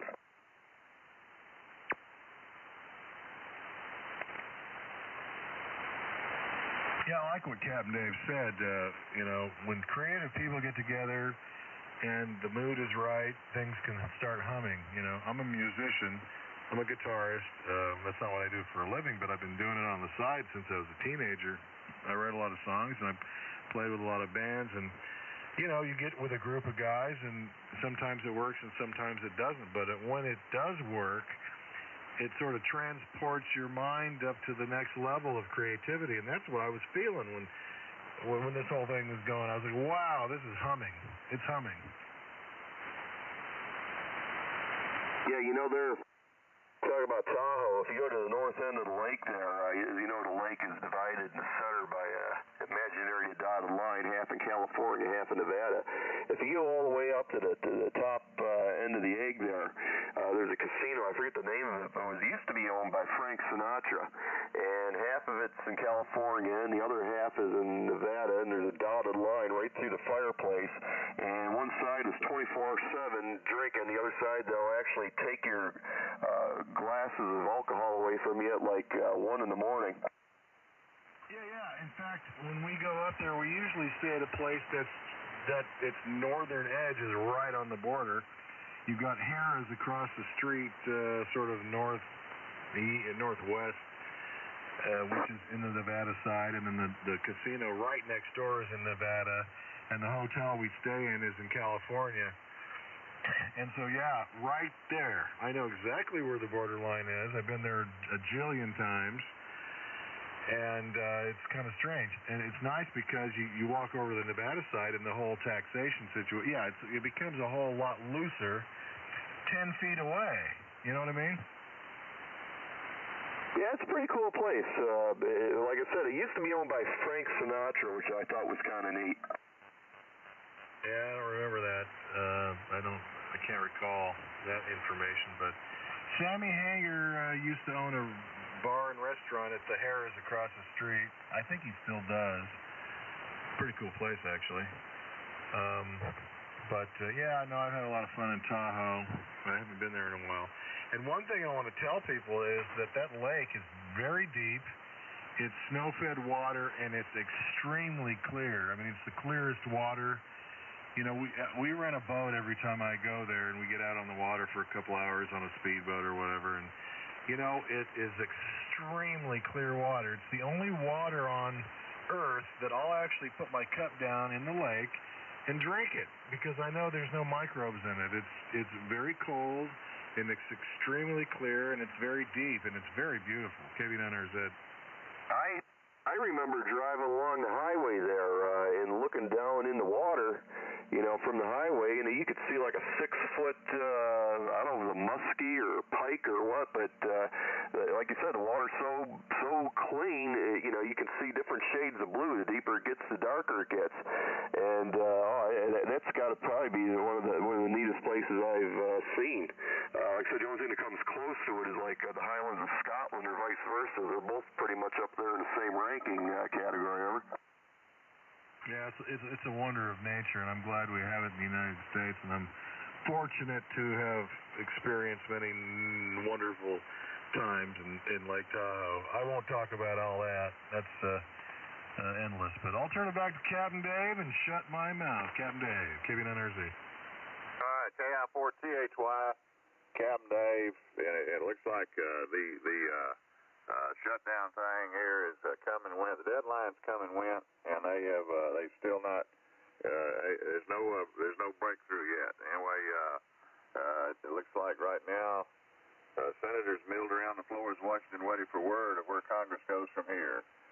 Senate Democrats demanding progress on the fate of those covered by the DACA program huddled just off the Senate floor for more than an hour prior to the vote after prospects of an agreement between Democrats, Republicans, and the White House had already fallen apart. Democrats left an earlier caucus meeting which stone-faced with few answers, but of course they placed the blame on Republicans and Trump for walking away from the negotiations. So anyway, that's the latest. I'm still clicking here trying to get updates. But anyway, a lot of creativity here tonight on the Captain Dave Show is the deadline is come and went. And anyway, we still have plenty of electric power here. I haven't had any problems. I think we're in pretty good shape now. What I would like to do, of course, it's kind of hard not to call another brothel, but I'm thinking we might need to call some of them places up there in Washington, and see if they've had increased business tonight at some of them local establishments. What do you think, Greg? I think that's a fabulous idea. That's where we are right now. And like I say, Washington, D.C. area. I used to have the name of the bar and the phone number. It'd be under a ton of stuff. I got to get some manila file folders out here. All this number calling and notes and everything. It's all piled up everywhere, and it's in disarray. And I need to get a file going. One for brothels, and one for South Sea Islands. One for Washington. You got to have yourself organized here. But anyway, send me a number or two here. And like I said, I'm gonna dig around here and see what other tidbits of information I can get. Okay, got a pen? Of course. Go ahead. Area code 202 543 5433.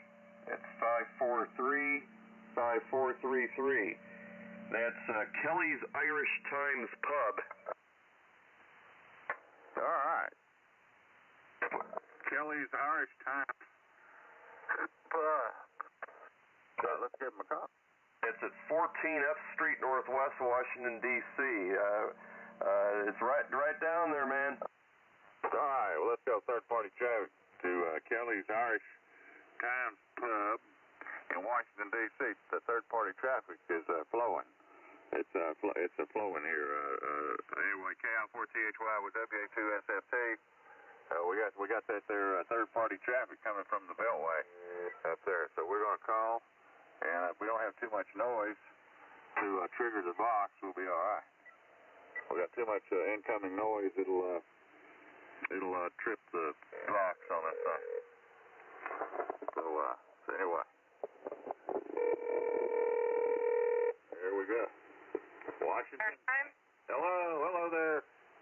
My name is David. I'm calling from Tennessee, and I'm on ham radio here, live ham radio, and we just wanted to ask you people: are you seeing any kind of increased business because of the looming government shutdown. You know, they haven't been able to agree on nothing yet. And we just kind of wondering how has all this affected your business very much up there?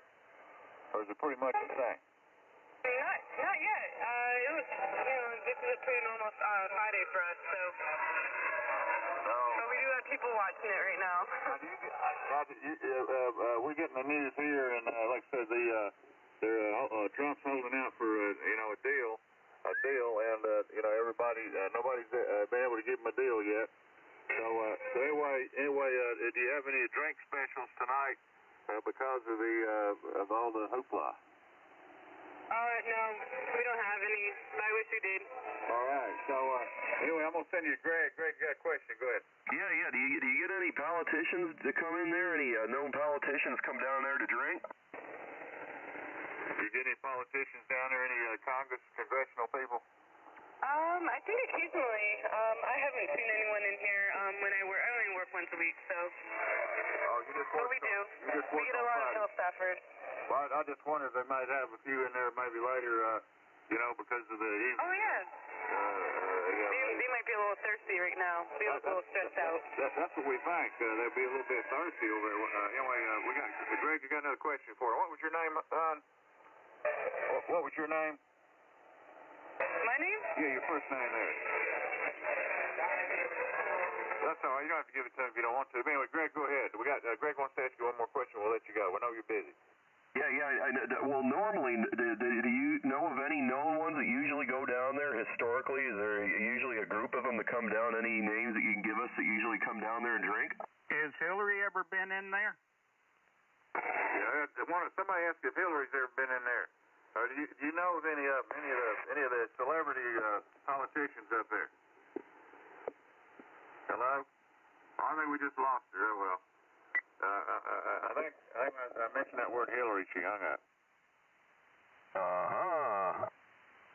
B250, love it.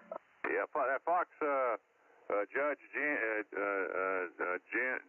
what's her name? Judge Jeanette. Is that her name? Jeanette or Judge Janine? Her name's Janine. Janine.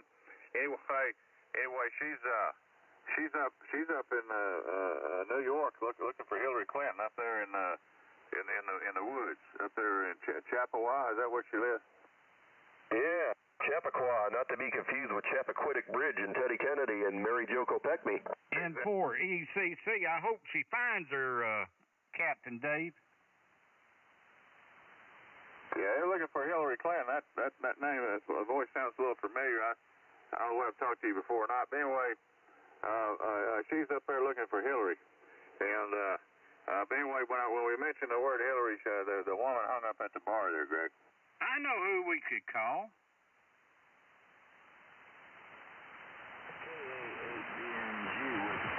I got one.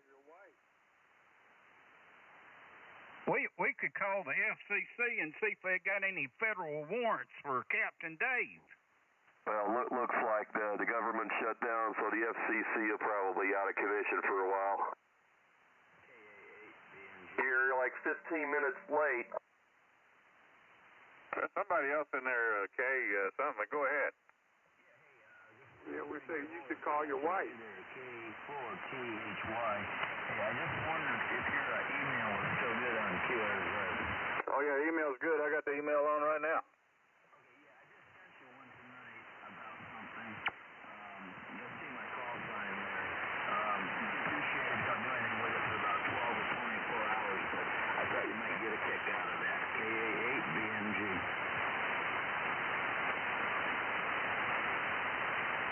Yeah, I did. Hang on a minute. Let's see. All mail. Yeah, I moved it here. All mail. Yeah, this is, I got your call. Don, from Don. Yep, that's QSL. All right, yeah. KA8BNG. Yes, sir. And I've already forwarded it to Mr. Greg. And, Greg, you should have it by now. If you look at your email, you'll see what the gentleman's talking about. Anyway, KI4THY, I appreciate it, and y'all have a good weekend. I appreciate you coming in. Okay, yeah, fine, President. Just want to make sure you got that. Glad I can give some help. KA8BNG over QRZ. All right, there you are. made my evening here. And by the way, them shots look pretty good. They look pretty good. And yowzer, Captain Dave. And you got that, didn't you, Greg? Yeah, I briefly looked through, saw them pictures. Not really sure who it was. I'll have to check into that. But yeah, real interesting. Yeah, that guy in there, that was one who's corming it last night. Chasing up and down the band, they're stalking you. Yeah. Anyway, did you get the text too, or just the pictures? Well, no, I got the text too. I didn't read it. I just looked briefly, went right through it. All right, that's all right. Well, you got it. Anyway, well, we'll have to check that out. Anyway, again, I got the Kelly's Irish Times pub up there, and I guess they were real busy, and she had to go. But anyway, I don't know whether you had another one or not, but so anyway, we're keeping up with. I was going to go over here and let's see if we had. I don't have any other email. I was going to go back over here and check on the latest on the shutdown. But like I said, as we have found out in the past, we get some of the best information here from the watering holes of the nation cities, the nation cities and small town watering holes, convenience markets, truck stops, and hotels and all that. Not only here but worldwide. You just seem to get more information that way. If you're kind of a nosy guy and want to know what's going on over here in another place, you usually go to the local watering hole and get the scuttlebutt there. KI4THY. Yeah, now there's actually a pub up there across from the old post office building. It's kind of interesting because President Trump actually turned that into that new Trump Hotel, and there's two bars side by side. I want to say one of them it's called the Irish. Maybe it was the Irish Times, but the guy that owned it was originally from Buffalo, New York. But again, last time I was up there was a number of years ago, and then there was another place right next to it. Right, well, that's all good, but if we had a phone number, we could call it. Well, that's what I'm saying. I think that's what that Kelly's bar was, Kelly's Irish Times. Let me look here for it. I know there's a good Irish pub, which is kind of funny. It's an Irish pub in Chinatown called Fado's. That place is so damn loud, I don't think they'd even answer the phone.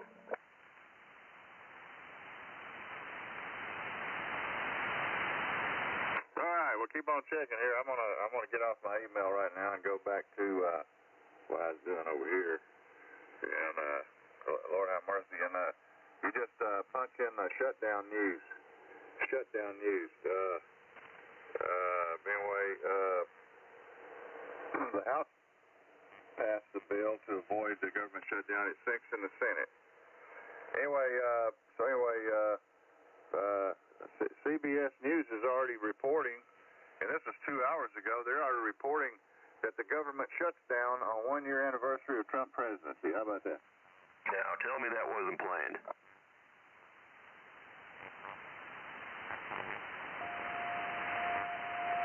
That's the headlines from CBS News, and yeah, there it is. It says that's the headlines that'll be in New York Times and everywhere. Government shuts down on 1 year anniversary of Trump presidency. That's it. That's the headline.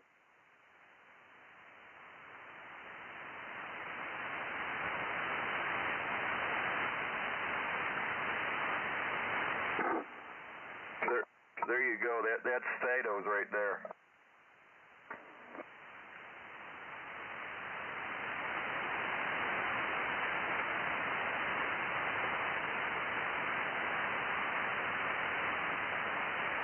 KB9RZ, you still there? He might have dialed around there listening. I'm gonna have to leave here. I need to get in there and take my hot shower. Well, it's 76 degrees in here. But yeah, all the news is coming out. There's the New York Times. Government shuts down as bill to extend funding is blocked. Senators continue to seek deal, but I don't know. I'm not going to worry about it. I'll just wake up in the morning, and as long as I got hot and cold running water and electricity, I ain't going to worry about it. That's all right. That's what the Clinton Foundation is for. Hillary Clinton will make sure them Democrats get paid. I'm still here, by the way. I just was in the other room. I've been listening to y'all. But yeah. Hey, Captain Dave, do you remember last night? We were up till about 2 and 3 in the morning. I was pretty oiled up. I don't know about you. You said you might have been pretty oiled up too. But do you remember last night we were playing Hee Haw and Bobby Goldsboro music and stuff? Hey, no, oh Lord. Well, like I said, my memory is in the shit can over here, and I counted 3 empty wine bottles. Of course, 2 of them had low percentage alcohol, and the other one had, I think one of them had 13%. The last one I drank, and that was the one. I think whenever I started on that one, that was the end of my memory. Yeah, we were both oiled up pretty good. I had a lot of Bud Light in me. Not tonight. I've had a few, but yeah, last night was a hoot. I should have recorded it because we were running down some pretty interesting paths last night musically. That don't sound good at all. There was music involved in it. Hopefully it wasn't on my end, was it? Oh, we were both doing it. Okay. Well, with two heads and a noose. But yeah, I got. I don't know. I didn't know it was that late. I must have recovered quite nicely. I guess it's because when I went in, I didn't think I stayed up that late. I thought I went in maybe around 12 or so, wasn't it? But anyway, hey, it's like that Hangover movie, maybe we'll start getting bits and pieces of it like they do on them Hangover movies. At least I still got all my fingers. I didn't lose a tooth. Well, I signed off at 10:45 last night, and it was I came in just after I guess all the fireworks went down. So that was actually on 3846. That wasn't even here. I don't know. It might have. Yeah, ain't no telling where this VFO went to. I should have locked it down. Lock it down like right now. Yeah. There you go. Well, 3.843 megahertz. Right. LSB. There it is. That's I wonder whose voice that is. That might be Granny Smith's voice. You reckon? I like the way she says LSB. Can you say that, LSB? I thought it was LSD, wasn't it? Psychedelic. It might have been. I guess it depends on how much you've had to drink or smoke. That's the way I heard it. So we're on its upper or lower LSD. Yeah, LSD, and I don't know. Somebody snuck me a little bit of that year back during the Vietnam thing, and man, boy, it's a freaky thing.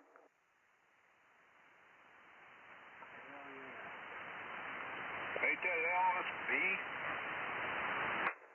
Of course, it depends on the context of your talk, I guess. It depends on how selective fading's working on a ham radio band there, how it comes out on the other end, Okay. Do you ever see that series, Trailer Park Boys?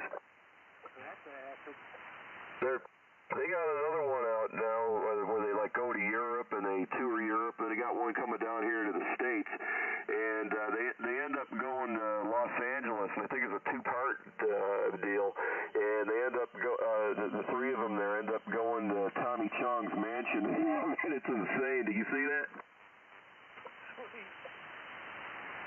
You're talking about the guy that used to be part of Cheech and Chong? Yeah, exactly. Tommy Chong, Ray Don Chong's dad. Is he still living?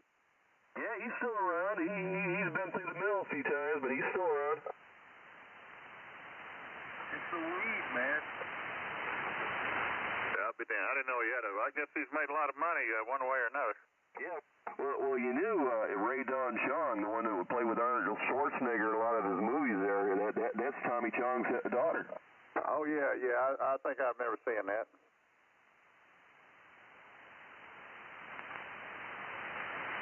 Well, Tell you what, I need to run here. It was a lot of fun. Are you going to be on tomorrow night? We might. We might. We got to see how things work out. You'll never know. Never know. I got my Me TV on out here. There's my Perry Mason. I got Perry Mason on. Lord have mercy. Boy, those old films look good HD. Ain't a speck in that face. Anyway, we'll see you later. I think we need to put the lid on it tonight. We need, like I said, I got to get in and get a hot shower and continue my recovery. After had a false start there last night. But like I said, I think we had a good finish here tonight. But yeah, I won't let you go too. And Mike up there, you've done a good job. Just you get some more, keep that creativity going, and email me some of that there creativity.